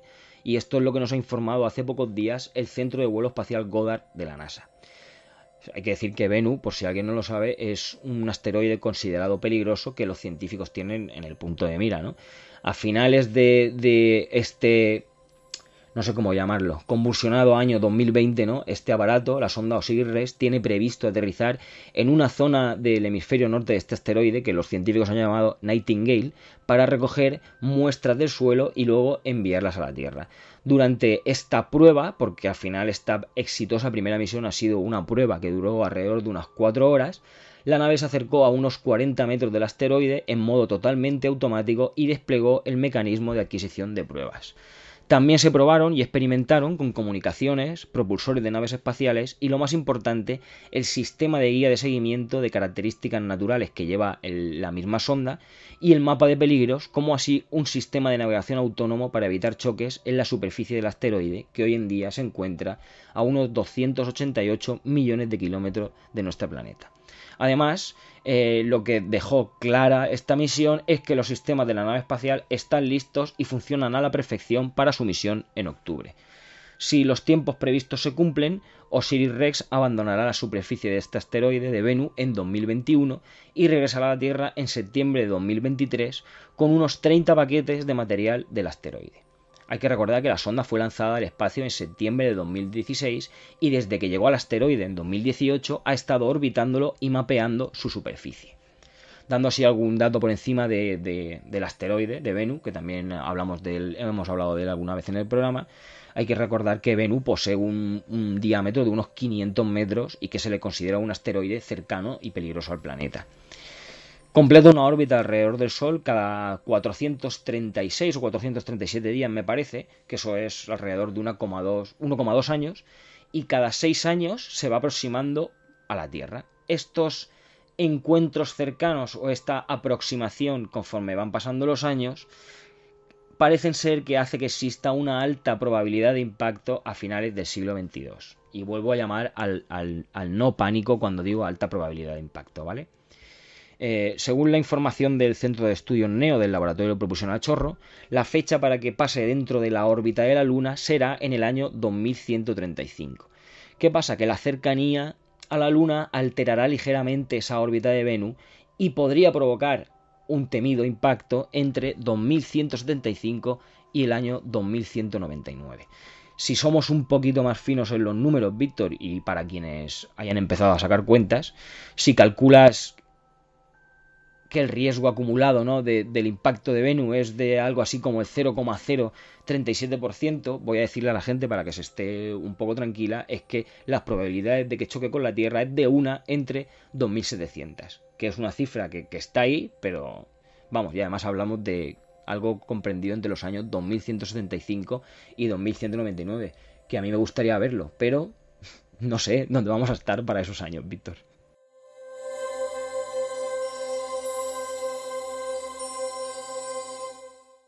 Bueno, pues como siempre te digo, Javier, intentaremos estar en la medida de lo posible en aquellos años y bueno, pues yo intentaré no perdérmelo, no sé. Si quieres también te apuntas al plan y bueno, ahí estaremos. Javier, en la próxima y última noticia nos ibas a hablar de que el concepto de vida ha cambiado por completo o buscan quizás cambiarlo, ¿no? Para buscar vida más allá de nuestro planeta. ¿Acaso se han propuesto buscar vida más allá de Marte? Porque siempre tenemos a Marte como ejemplo, pero ¿qué hay de Júpiter, de otros planetas como Neptuno, Saturno, Urano? ¿Esos planetas se descarta por completo la vida? Claro, ahí está el problema, ¿no? El problema sería que para nosotros intentar buscar otro tipo de vida en planetas como ese, tendríamos que cambiar ese concepto que tenemos hoy en día de lo que es vida, ¿no? Además, eso es algo del día a día, ¿no? Porque a ti también te habrá pasado, como a todos nuestros oyentes, Víctor, que muchas veces te estás durante un buen rato buscando algo y cuando has dejado de buscarlo te das cuenta de que lo tenías delante, pero no lo habías visto, ¿no? Pues digamos que si esto lo extrapolamos al concepto de lo que es vida, es un reciente trabajo de 2 astrobiólogos, que es lo que ellos creen que quizás nos estén pidiendo resolver preguntas fundamentales como serían cuál es el origen de la vida y por qué no hemos encontrado vida en otros lugares del universo. Pues bien, puede que como también hemos escuchado algunas veces, puede que las respuestas ya estén ahí, lo que pasa es que las hemos buscado de una manera incorrecta. Stuart Bartlett, que es un investigador de ciencias planetarias del Instituto Tecnológico de California, y Michael Wong, que es del Laboratorio de Exoplanetas de la NASA, creen que para encontrar estas respuestas quizás debamos comenzar por cambiar lo que consideramos vida. Para ello han propuesto una palabra que es vida, pero en vez de escrita con I latina, escrita con Y, ¿no? Y definir qué entendemos por vida en sí ya es una tarea, la verdad es que bastante compleja, pero para efectos prácticos hay que recurrir a la definición que da la NASA, ¿no? Y la definición que da la NASA de vida es que vida es un sistema químico autosuficiente con la capacidad de tener evolución darwiniana. Esa definición describe a todos los seres vivos de nuestro planeta. Pues bien, a pesar de las diferencias, ¿no?, de que ya existen de los más pequeños microorganismos hasta nosotros, hasta el ser humano, todos consumimos energía de manera autónoma, la aprovechamos mediante ciertos procesos químicos, llevamos un ARN, un ADN que almacena información y evoluciona para adaptarnos al entorno. Y esa es la única vida que conocemos. Y quizás ahí esté ese problema, ¿no? Solo tenemos un ejemplo de lo que es vida. Si nos enfocamos solo en sistemas que usan procesos químicos, podríamos estar perdiéndonos otros ejemplos de vida, según dicen estos investigadores Bartlett y Wong. La propuesta de estos 2 científicos sería que se considerara vivo a cualquier sistema que cumpliera estas 4 habilidades. Ellos han nombrado 4 habilidades que son disipación, que es capturar y procesar energía, autocatálisis, que es crecer o expandirse, homeostasis, que sería mantener un equilibrio interno cuando las condiciones exteriores cambien, y aprendizaje, que sería almacenar y procesar información y después utilizarla para aumentar las posibilidades de supervivencia. Digamos que, en otras palabras, ¿no?, la vida solamente sería una forma más de vida, pero puede que hubiera muchas más. Si utilizamos estas 4 habilidades, ¿no?, las posibilidades podrían ser un poco, los científicos dicen que infinitas, yo no sé si tanto, pero por lo menos crecerían bastante, ya que sí que es verdad que nuestra imaginación se queda corta, ¿no? Porque puede que quizás algún día encontremos seres que almacenan información con algo distinto al ADN, o que realizan el metabolismo con unas enzimas que nosotros no conocemos en la Tierra, y entonces nuestra definición de vida pues se iría al traste, ¿no? Porque si vamos siguiendo cronológicamente cómo ha ido esto de la evolución y cómo nos mirábamos a nosotros mismos hace mucho tiempo, hay que recordar, Víctor, a todos los oyentes que primero se pensaba que el ser humano, que nosotros éramos el centro del universo. Después dijimos, bueno, vale, ok, ¿no? Parece que no somos el centro del universo, pero somos la mejor especie en la Tierra, y entonces lo que somos es el modelo para la vida en otros lugares. Si hay vida en otros sitios, tiene que ser como nosotros. En cambio, sin embargo, este nuevo concepto lo que haría sería bajarnos un poco a esos humos, ¿no?, y decirnos que quizás nuestra vida solo sea una más en medio de un inmenso grupo de formas de vida. Todas ellas hay que abrir la mente para poder encontrarlas o para poder estudiarlas, y hay que decir que como principio no me desagrada la idea de estos 2 astrobiólogos. ¿Alguna vez, Javier, te has parado a pensar o quizás a imaginar cómo podrían ser esos otros seres vivos no basados en el carbono? No sé, Víctor, yo es que estoy muy influenciado por todas mis películas de ciencia ficción que me han rodeado, y no sé si alguna de ellas podría tener un poco de razón o algo, pero no me lo he planteado, porque ahora mismo es una posibilidad que todavía veo muy lejos, porque es lo que hablamos siempre. Si todavía no sabemos lo que hay en Marte y no tenemos todavía explorado 100% la Luna, ¿cómo me voy a imaginar cómo puede ser un ser vivo de Neptuno? Mi cabeza ahora mismo no llega ahí. Cuando sepamos todo lo que tenemos en nuestros sitios cercanos, ya daré vía libre a mi imaginación para que empiece a imaginar todo tipo de formas y de seres. Bueno, ahí no creo que no te voy a invitar ni a que lleguemos ni tú ni yo, porque me parece que para eso no llegarán ni nuestros nietos, hasta que sepamos realmente qué es lo que hay en Marte, o incluso la Luna, si me apuras. Así que, pues nada, pues Javier, seguiremos jugando con nuestra imaginación y intentaremos hallar, ¿no?, ese tipo de forma, aunque solamente sea microbiana, por lo menos, que yo creo que es la única que no conoceremos. Quizás nos asombrásemos, ¿no? Si viésemos ese tipo de animales, ¿no? Que vemos, o de seres vivos, más bien, quizás más que animales, que vemos en esas películas que mencionas de ficción, ¿no? Que soñar es gratis, la verdad, y bueno, estaría genial. Claro, ya te digo, pero vamos a encontrar una bacteria en un charco de un planeta lejano, ya sería... O sea, yo con eso ya me daría por satisfecho, porque eso ya para empezar tiraría al traste tantísimas teorías que ya otra vez a reescribir la historia, que es lo que de verdad está chulo de esto, ¿no? Que sabes tú que todo está dictado y esto tiene que ser así, y de repente un pequeño bicho con el que casi no contabas y que podemos encontrar de casualidad, como aquel que dice, te echa abajo los palos del sombrajo y a escribirlo todo otra vez. Uh-huh. ¿Sabes lo difícil que es volver a reescribir la historia? Mira, Colón llegó a América y es el descubridor de América. Bueno, pues históricamente se ha demostrado que no fue el primero. De hecho, América se conocía con otras culturas de cientos de años antes que Colón, y aún así la historia no se reescribe. Cuesta mucho cambiar a la forma de pensar de esos primeros historiadores, ¿no? Que escribieron realmente la historia, o de esas personas quienes tuvieron ese interés porque la historia fuese así. Pero eso cuesta muchísimo, Javier, ¿eh? Y muchos años y muchos palos, ¿eh? Así que veremos. Sí, a ver. Dime. Hoy en día, Víctor, yo creo que en el siglo y con la capacidad que estamos viviendo hoy en día en cuanto a tecnología, en cuanto a este tipo de cosas, es más fácil que hace tiempo. Porque las cosas se pueden esconder menos, al final siempre se filtra algo. Y hoy en día no veo a los científicos, de verdad científicos, con la mente abierta, no los veo tan reacios a denegar de algo que ellos pensaban, si de verdad es un científico y al final se demuestra que estabas equivocado. Yo creo que para un buen científico solamente el hecho de poder ir un poco más allá ya tiene que valerte, aunque sea dando por mala tu teoría principal. Pues sí, en eso llevas razón, así que... Pero bueno, en fin, el tiempo nos lo dirá, la verdad, nos da la razón o nos la quitará, en fin. Bueno, pues Javier, pues como siempre muy interesantes estas noticias, y bueno, pues para la semana que viene estoy seguro de que nos traerás noticias tan interesantes como estas o muchas más, y de diferentes materias y diversas, así que pues que tengas una buena semana y nos vemos en el próximo programa, como siempre. Un abrazo. Claro que sí, Víctor, un abrazo, amigo.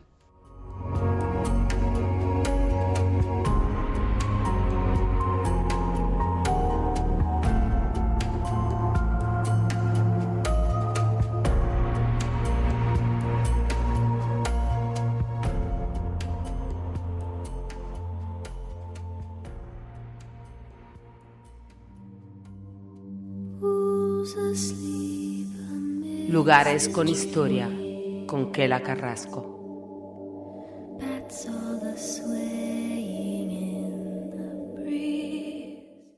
Hoy en Lugares con Historia vamos a ir hasta una región del norte de España donde existe una maldición a causa del cine, y los más jóvenes quizás no lo conozcáis. Los más jóvenes, hablo los nacidos allá por el año 2000 aproximadamente, pero hoy os va a contar Kela una historia muy, muy interesante y muy conocida, la verdad. Por eso es por lo que, sobre todo, es muy conocido ese pueblo, por esa pequeña maldición de la que ahora a continuación Kela nos va a hablar. Muy buenas, Kela, ¿qué tal? ¿Cómo estás? Hola, muy buenas, Víctor. Pues muy bien. Muy bien, bueno, pues cómo no, nos vamos hasta tu tierra en el programa de hoy, y bueno, pues nos vas a llevar hasta una ubicación muy, muy, muy mágica y muy temida quizás por algunos. Cuéntanos hasta dónde nos vas a llevar. Bueno, pues vamos a visitar una iglesia gallega. Como bien has dicho, es un templo que se encuentra concretamente en el municipio de Noia, al sur de la provincia de A Coruña, concretamente en la Plaza de la Constitución, donde bueno, pues hay un cruceiro que mide alrededor de 4 metros de altura y se encuentra en el corazón, en el casco histórico de Noia.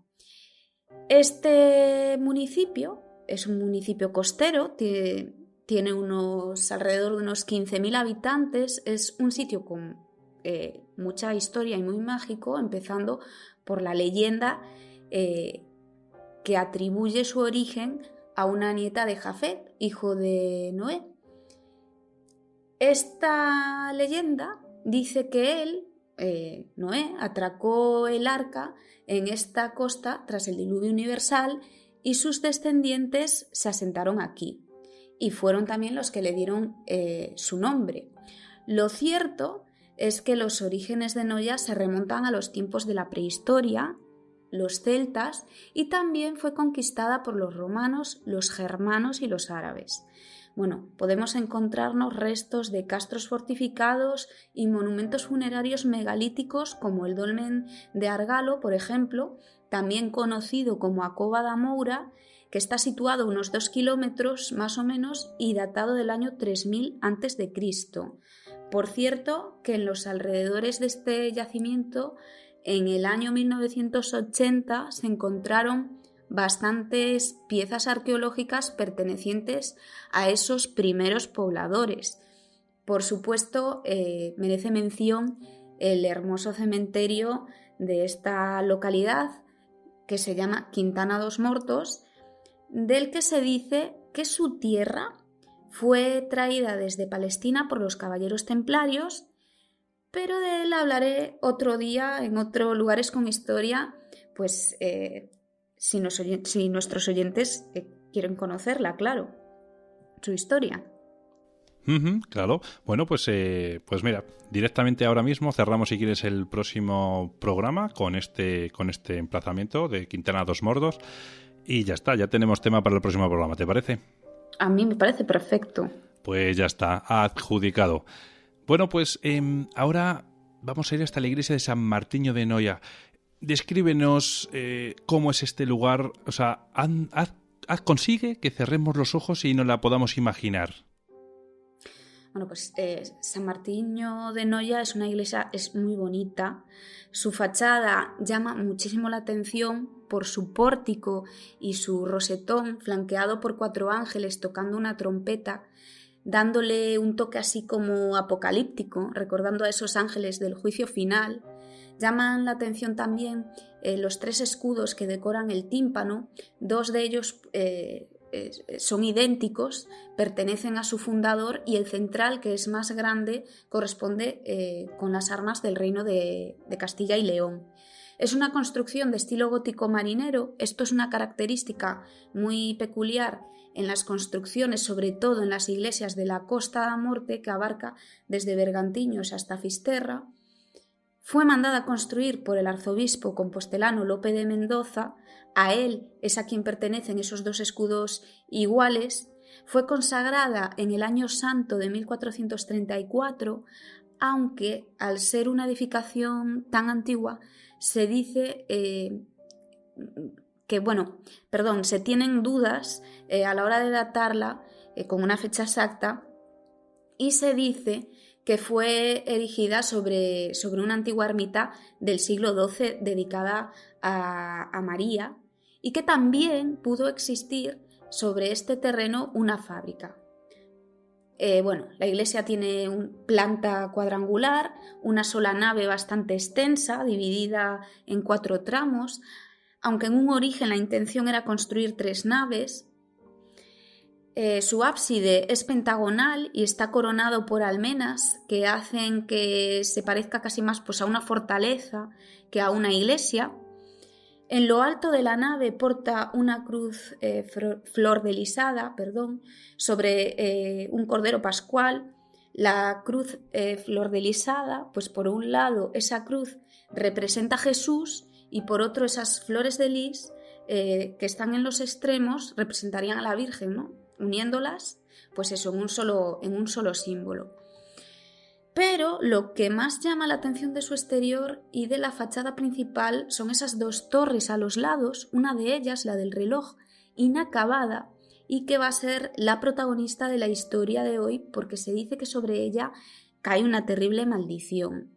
Por cierto, que el pórtico de San Martiño de Noia fue inspirado en el pórtico de la Gloria de la Catedral de Santiago de Compostela, porque posee también una portada con decoración escultórica en donde se representa a los apóstoles, a Jesús, a la Virgen embarazada, 14 ángeles y al arcángel San Gabriel.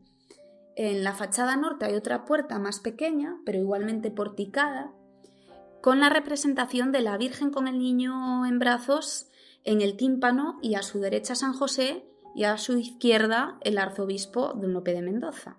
Bueno, y la puerta de la fachada principal, que es de madera tallada, preciosa, de finales del siglo XIX, pues también es digna de mencionar. Además, es que este templo, como dije antes, es tan bonito por fuera como lo es por dentro, con esas vidrieras que alumbran el ábside, los capiteles decorados de sus medias columnas, una talla de Santiago del siglo XIV o la Santísima Trinidad bizantina, y ese impresionante coro con su órgano, que bueno, a mí personalmente me fascina muchísimo.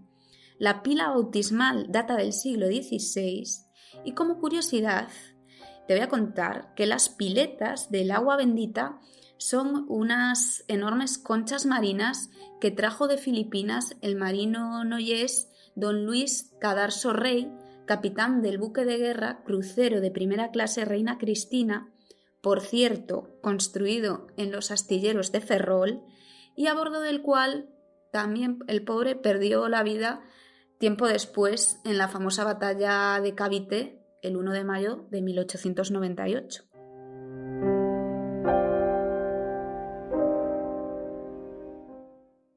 También me hablaste de que había una leyenda sobre la maldición de la torre inacabada. ¿Cuál es esta leyenda, Kela?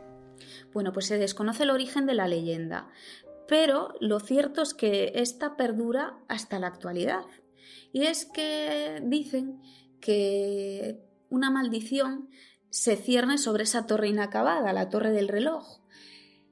Y dice la leyenda que quien intente acabar de construirla tendrá un terrible final.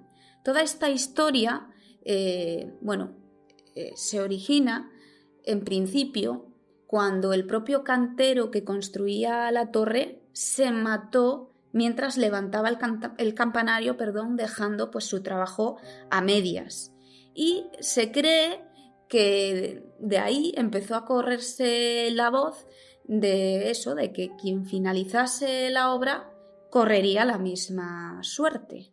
La misma suerte como la que corrió el cineasta Claudio Guerin, que ahí aquí es donde hacía hincapié en los más jóvenes, que quizás esta historia no la conozcáis, o a lo mejor sí, estoy equivocado y la habéis escuchado. Por ejemplo, la vi en Cuarto Milenio hace unos años que salió y a lo mejor por ahí la conocéis.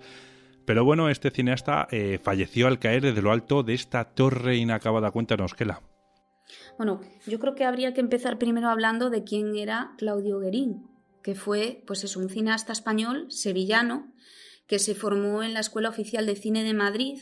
Comenzó su carrera en principio en televisión española, dirigiendo adaptaciones de las obras de William Shakespeare. Participó junto con Rafael Azona, Víctor Erice y José Luis Egea en la película Los Desafíos de 1969, producida por Elías Querejeta. En 1971 dirigió su primera película, La Casa de las Palomas, que la rodó, por cierto, con Lucía Bosé.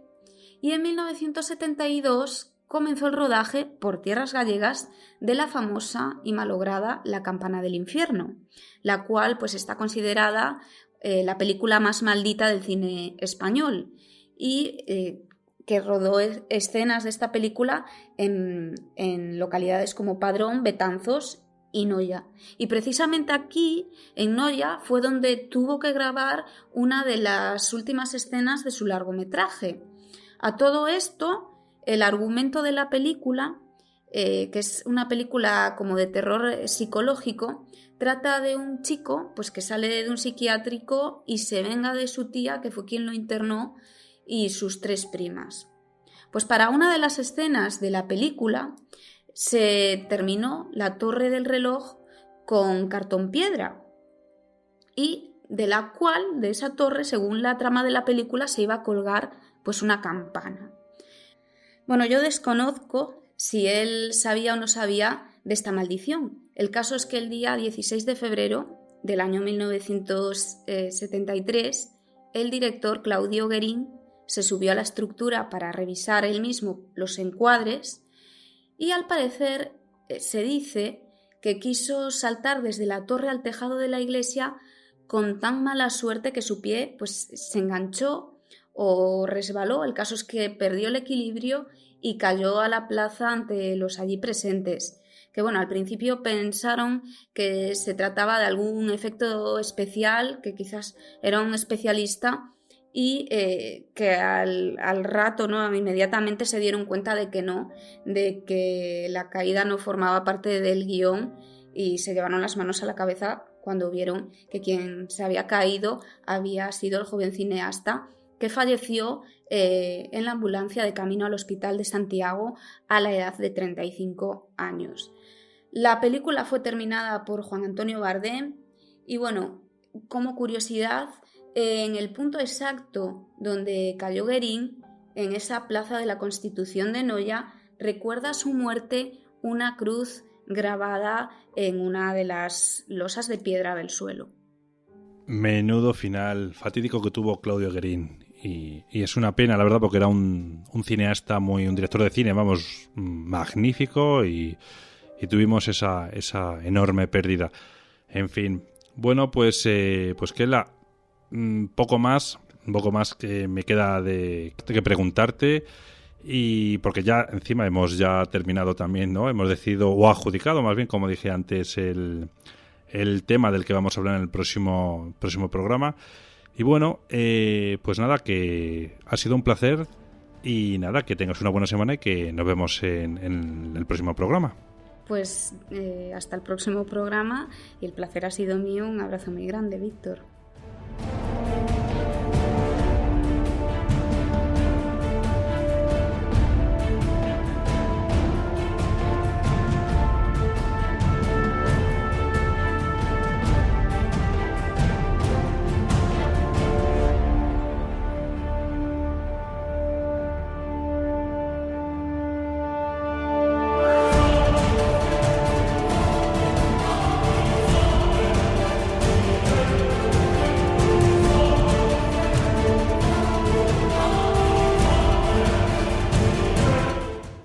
La aventura de hoy está llegando ya a su fin y bueno, como siempre os digo, espero y deseo que hayáis disfrutado esta aventura que hoy os hemos propuesto.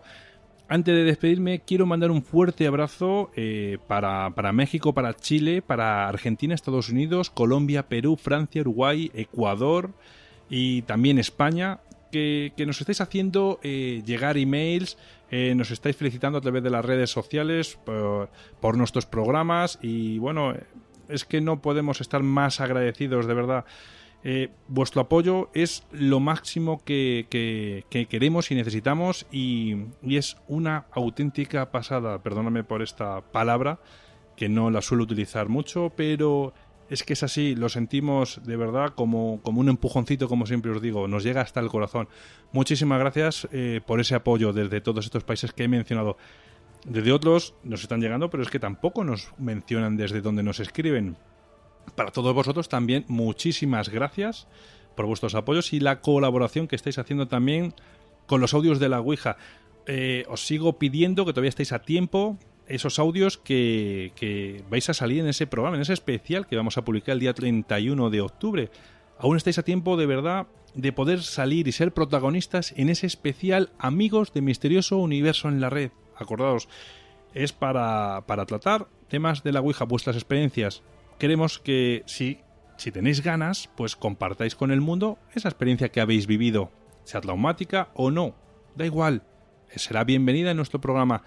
Así que nada, muchas gracias por esa colaboración, ese apoyo, y ya os digo, estáis a tiempo y estaremos encantados de recibirlas. Y ahora, pues como siempre os hago, antes de despedirme, os comento cuáles son las formas de contacto y las redes sociales en las que estamos y nos podéis encontrar. Y una de ellas sería en Twitter, que nos vais a poder encontrar a través de @universored.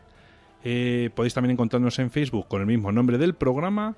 Y en Telegram también nos vais a poder encontrar a través de un enlace que dejo en la propia descripción del programa. Formas de contacto, bueno, pues a través del email misteriosouniversored@gmail.com o a través del WhatsApp del programa, que es el 689 80 96 32. Y os recuerdo siempre añadir el +34 si vivís fuera de España. Os deseo una muy, muy buena semana y nos vemos en el próximo programa. Un fuerte abrazo para todos.